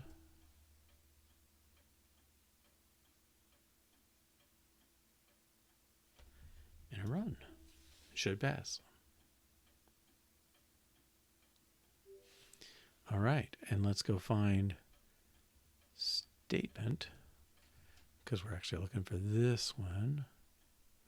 All right, so this, I mean, compare this sort of, well, call it a two-liner if you want, versus all this, right? It's clear the expressibility level is higher with this one. Okay, so we're not referencing this, so let's delete that. And run them again. Oh, was somebody calling that? Oh, there is. Okay, let's undelete that. Okay, so this is where we've got root mutual recursion. So I said if statement calls statement, it actually calls statements because it wants them separated by colons. All right, so the statements exists. And since I don't have a wrap new, I can't call that parser I just defined. So I'm going to leave this one here for now. But at some point, we're going to work our way far enough down that we can call the ifs. And once we get ifs done, then we can handle them. Then we can get rid of this. Okay. So this is this mutual recursion, and the fact that if statement calls this and can't call the new one, that says I got to keep this around for now. So the solution to the mutual recursion, if you call it that, is duplication. And we're duplicating the old and the new. And until we get through, yeah, now the funny thing is,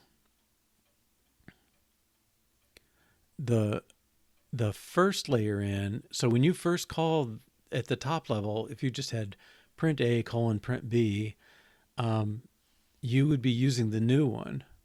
And only if you called an if do you use the old one. So we've successfully done it, but we can't get rid of it. I guess that's the bottom line of it.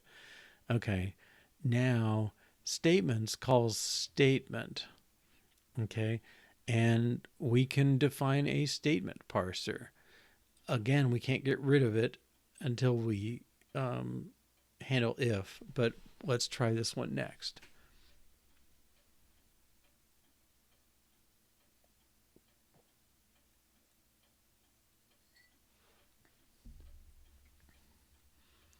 All right, now this parser,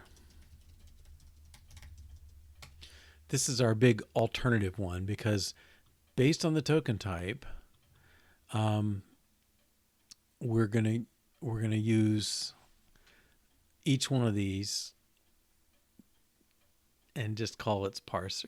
Okay, some of these have a little bit of extra stuff here. We'll see what we have to do.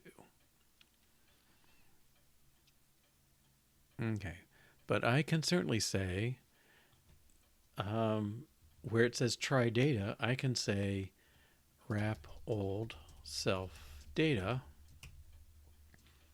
call the data method, or I think if I write this like this, I can say WrapOld self def ein. Okay. I got a bunch of these, so let me just put a bunch. Okay, what's after define is dim.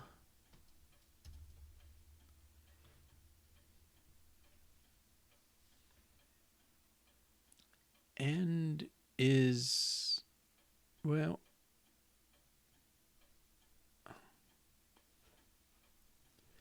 let's save that one.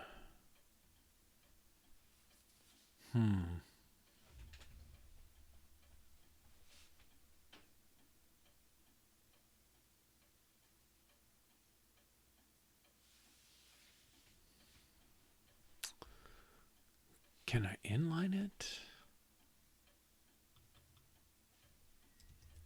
Let's try inlining it.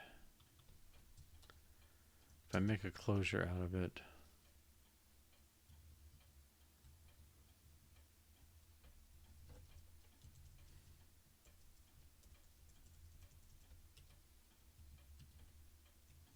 Does that work? Okay.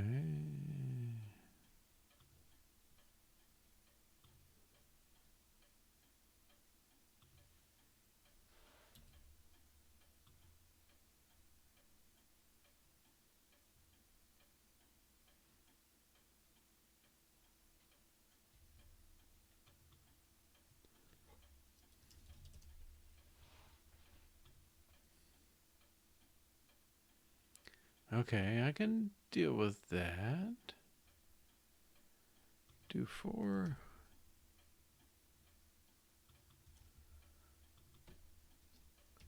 Go sub. Go to. No parens. If then, do input, let assign.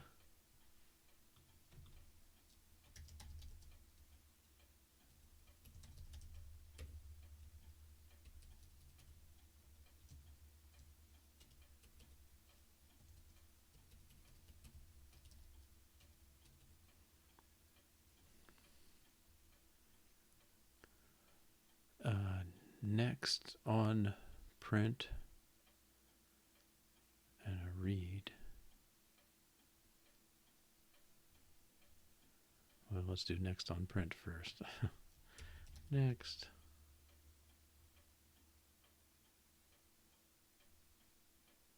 Do next. On.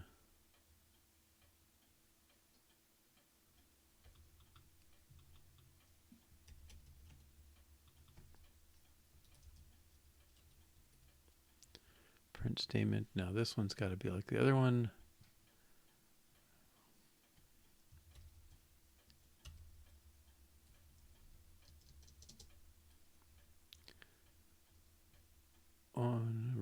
was this.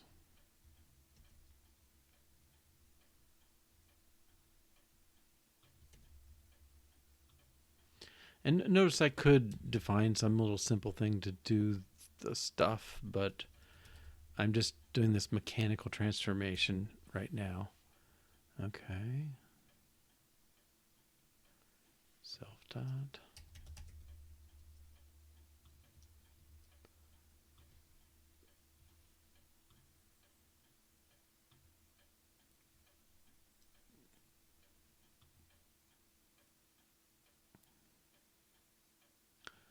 Oh, okay. Does that make that optional?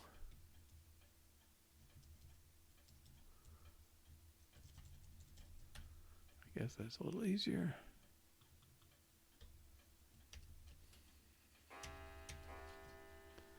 Okay, we did read, remark, restore,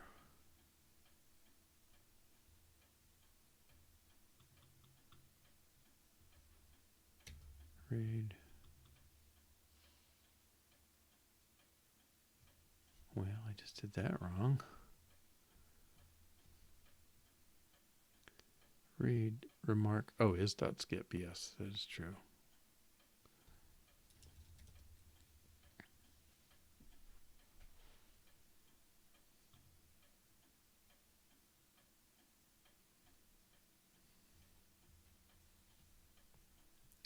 Restore is the same almost.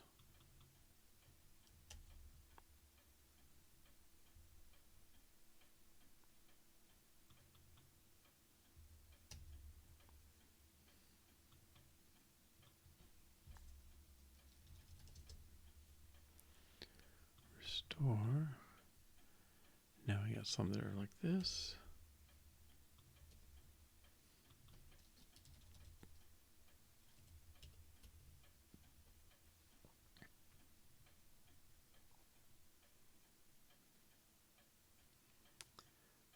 Stop.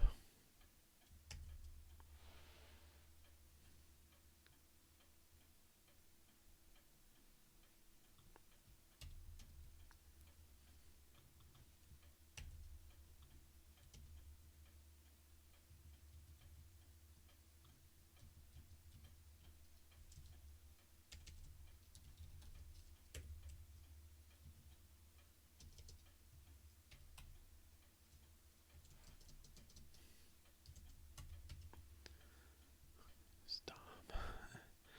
Almost there. Variable. And default.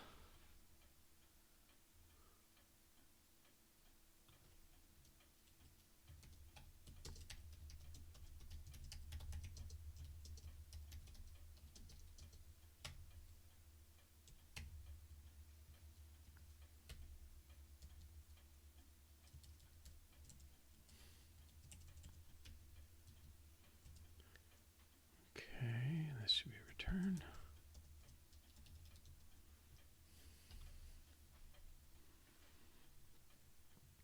One more, I think.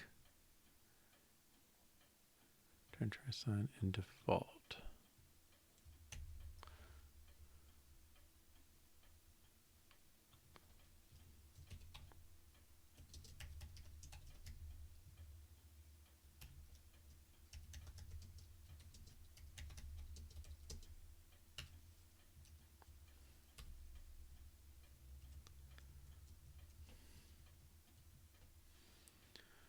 Okay. Now, for better or worse, this is not much shorter, right? This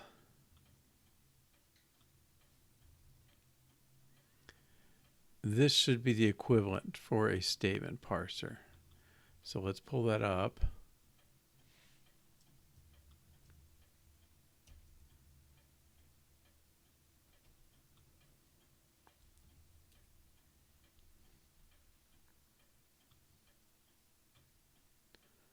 Back to our make.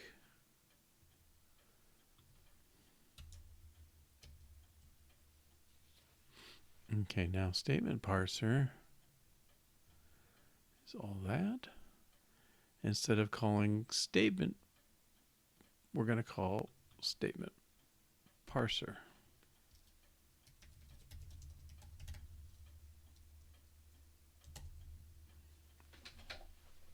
Okay. Big step. Touches every statement.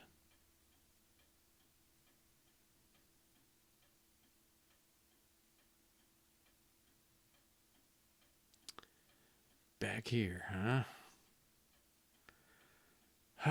Why are you the place that shows this? Okay, let's go back here.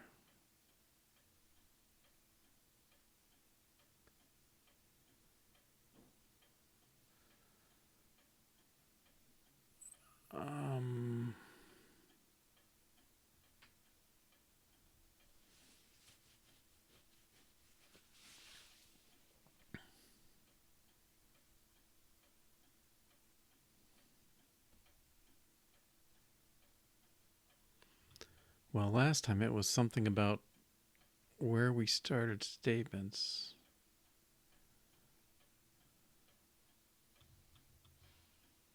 Token. Okay. What other tests look like? Let's run our parser tests first.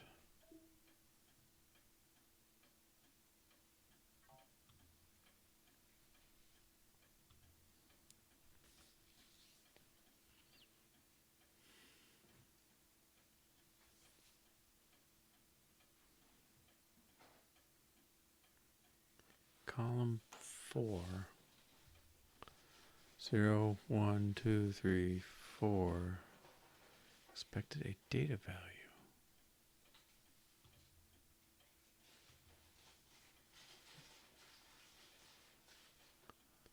8, 0, 1, 2, 3, 4, 5, 6, 7, and then the 8. Expected a data value.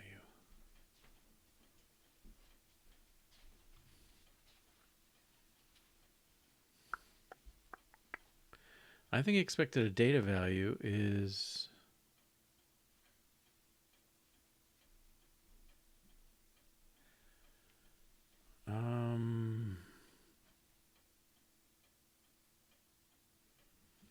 well, I think it's only on the data statement. Let's look for it.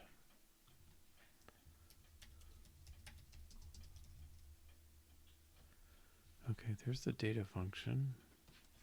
Anywhere else? Also the data function. Those two. Okay, so and data is the first one. So, okay. What are we seeing? Something's going on with the backtracking.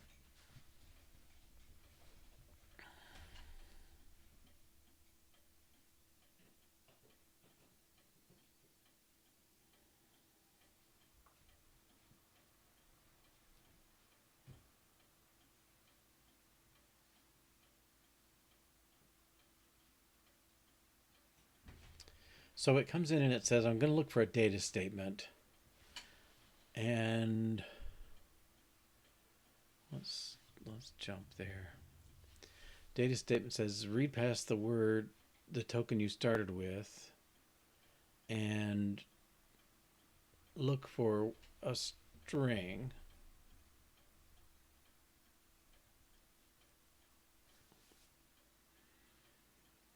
And if you don't find one, say expected a data value.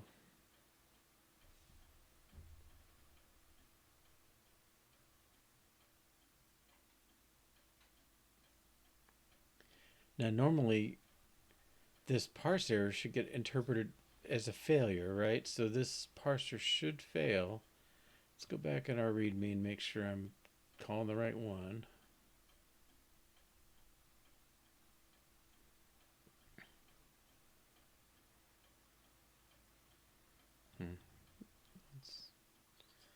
Let's add a to-do for that.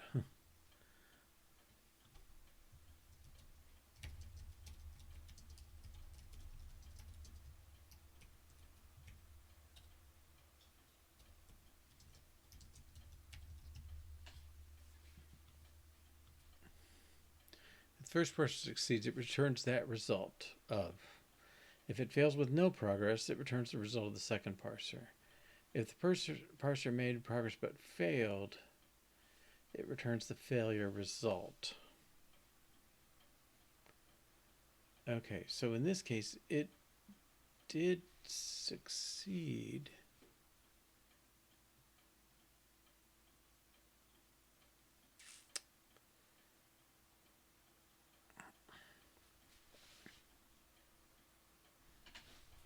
So maybe we need to try the backtracking alternative.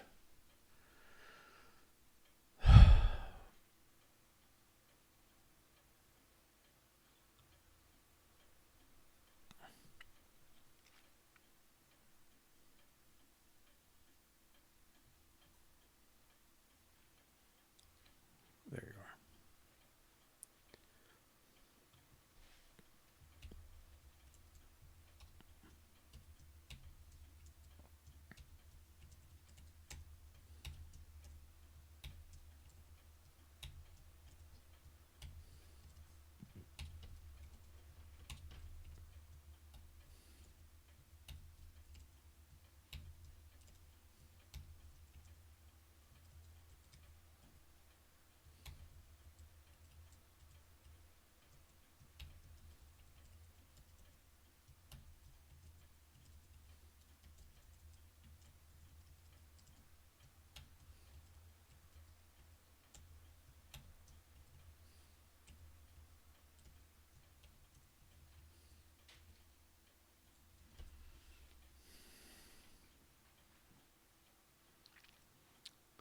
Okay.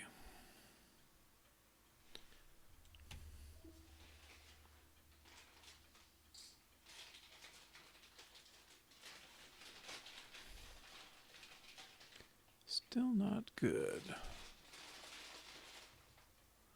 Let's run parser tests.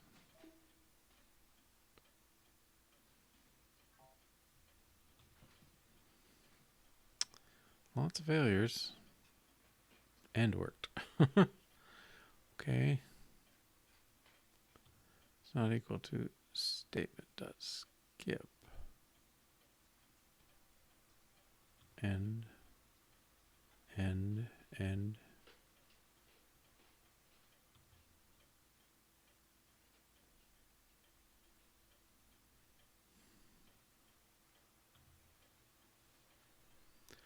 Everything turned into an end.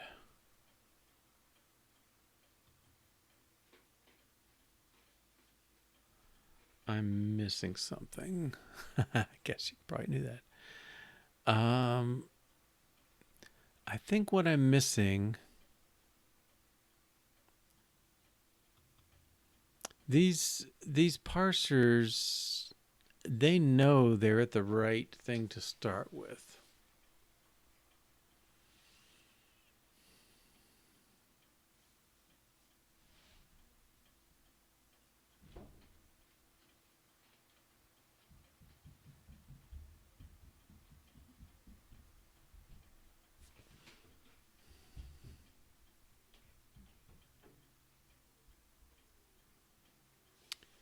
Okay, let's go down. Whoops. Let's go down here again. All right, yeah, so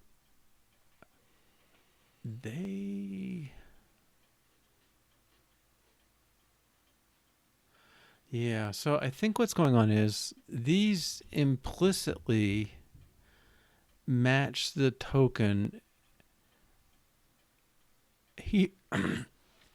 Excuse me. Sorry. These ones, when you come in, it knows which statement it's looking at. It sees data, and then it tries a data statement.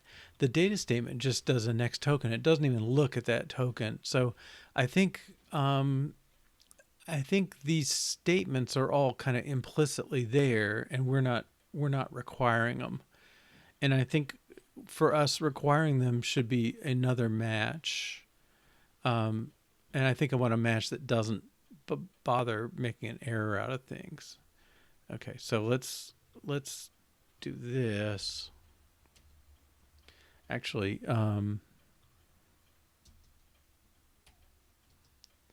let's do this. Expected, I don't know, can I say type?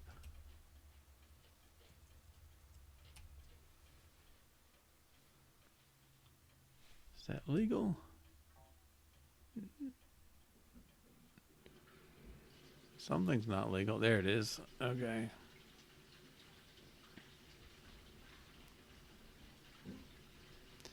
Okay, let's just say didn't find expected token. Expected value. Okay. Because I don't want to have to repeat a message, because these ones where it's optional, it doesn't make sense. And actually our colon was like that too. Maybe we can take that out up there, but so I think this needs to be match data and ignore that. We don't need the keyword once we know it's there. Match data and that, and this is match define and that, and so on.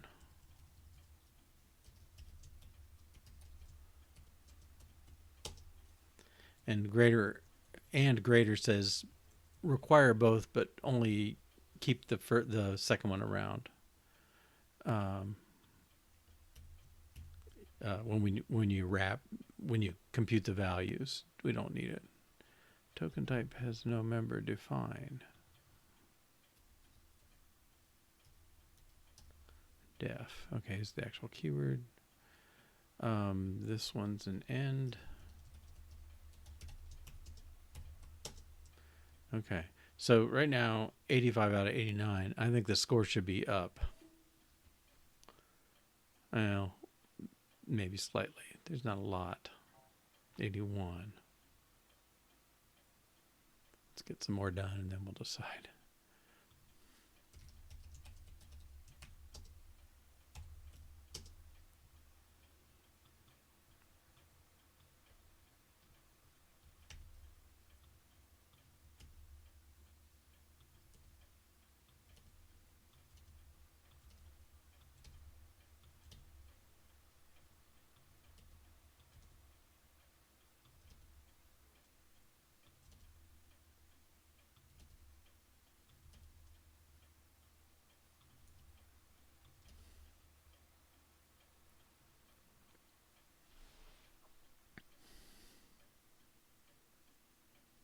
Okay, where's our first for? Do for. This is go sub. Go to.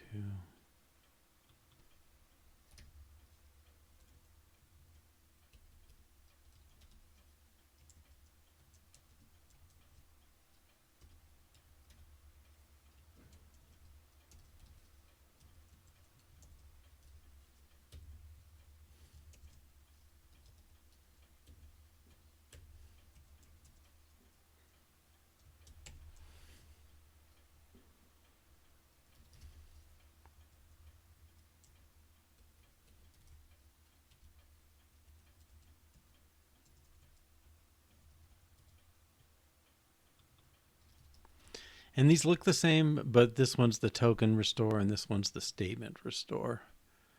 I realize it could be confusing.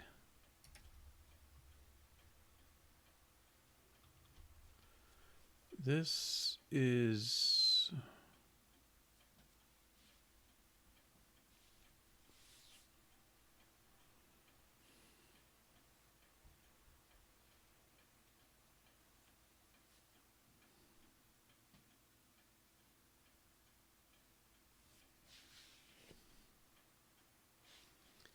What case is this one? It's probably variable.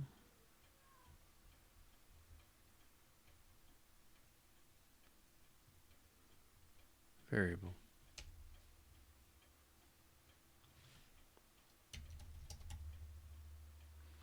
This one is different. It's the default case.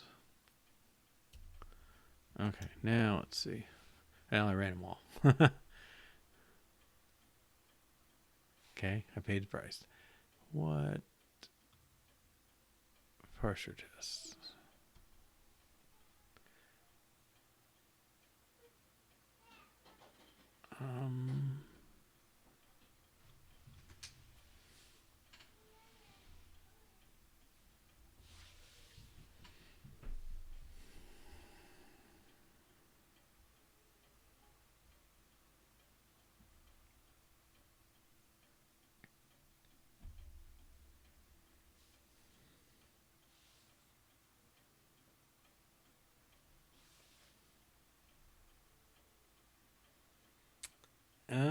That is true. So if you match a variable,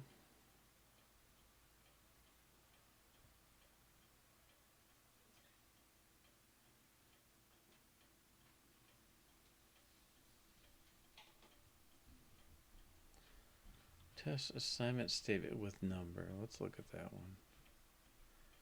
Well,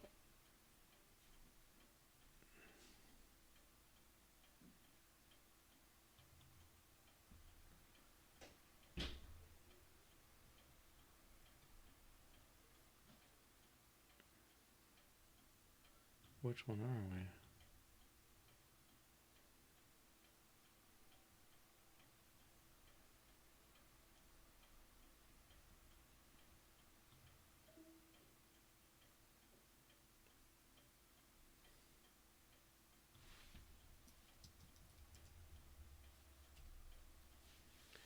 Token line 25, column 3 equals.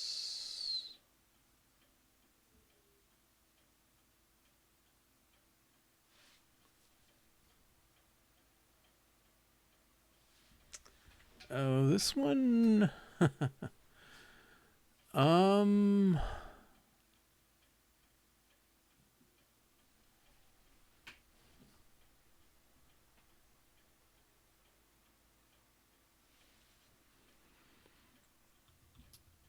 I think I'm gonna have to.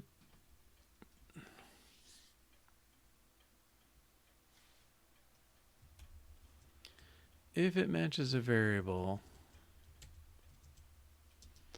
then we're gonna pipe it to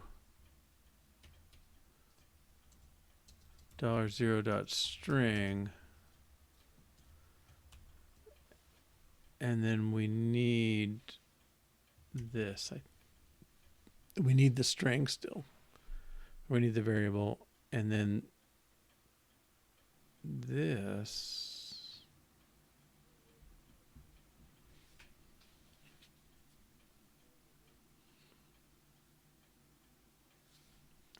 Let's see, how can we do this?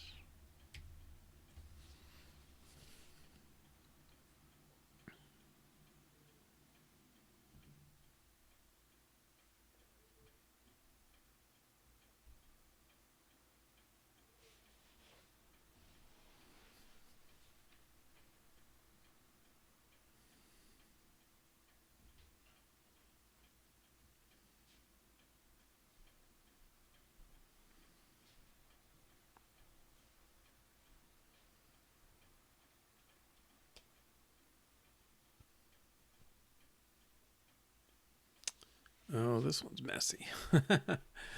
The problem is we need the variable to do anything. So even if we match it, we can't ignore it.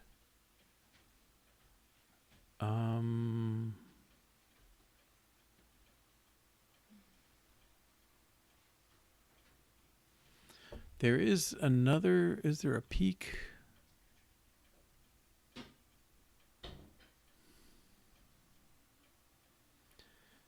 Return 0 input.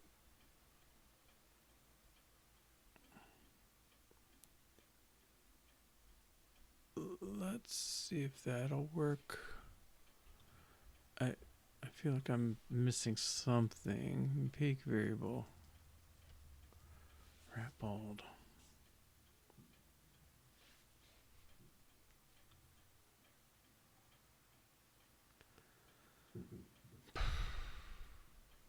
Match.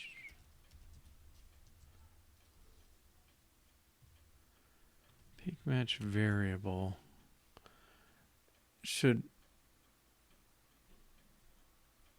return a variable, ignore it, but it requires it. And then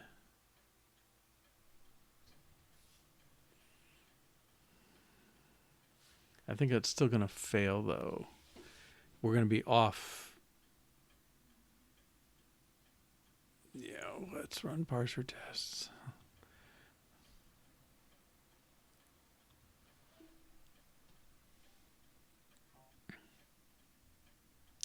Lots of failures.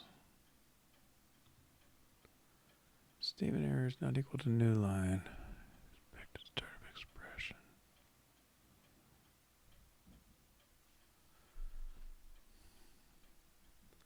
Okay, is too big a byte. This is the kind of thing I was worried about. Well, those don't look so bad. Variables required. Argument is missing equals. Yeah, I think we're eating the equals before we get there. Let me. Okay, I'm gonna say.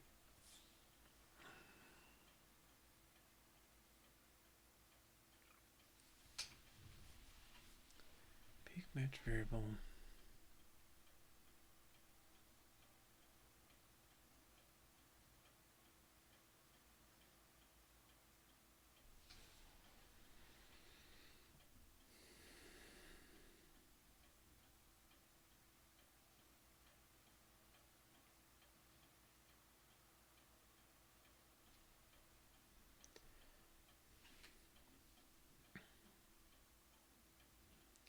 I hate to kind of rewrite this one case, but I think that's what's going to be the need.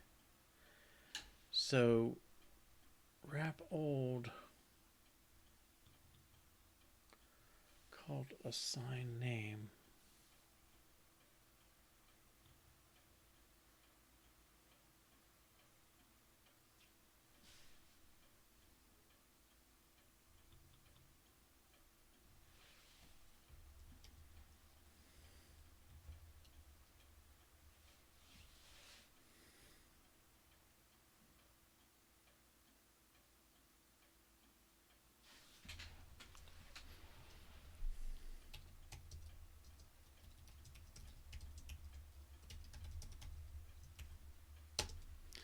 Okay, if you match the variable,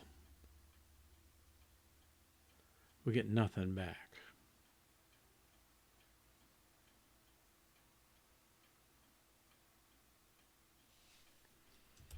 And then we only want to keep the right-hand side. Then I think we want to say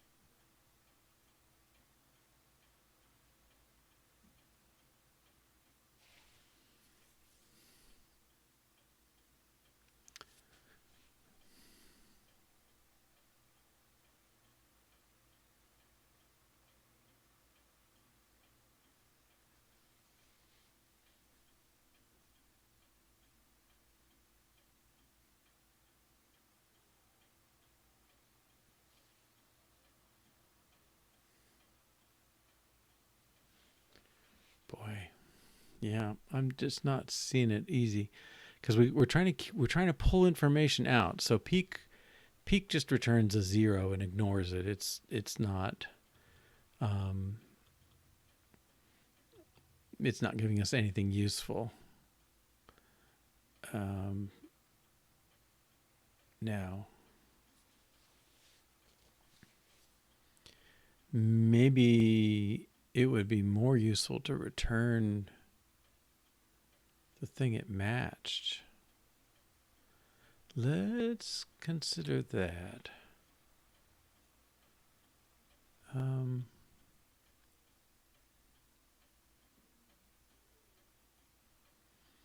don't like being read for so long.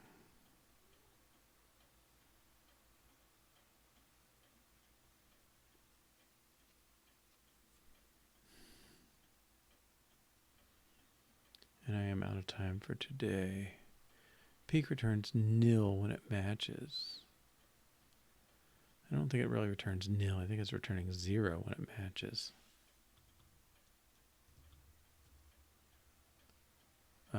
Whoops. Peak.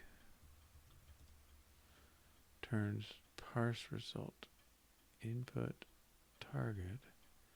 Target is int. Okay, it would be nice if we got back the value we peaked. You could always ignore it. All right, let's design a peak to combinator that returns the peaked value. Okay, and we'll pick up there next time. All right, I will leave this as is. I'll take this out. We know this is failing quite a few places, so it's not going to be something we miss. It maybe we can start by isolating just this one problem area.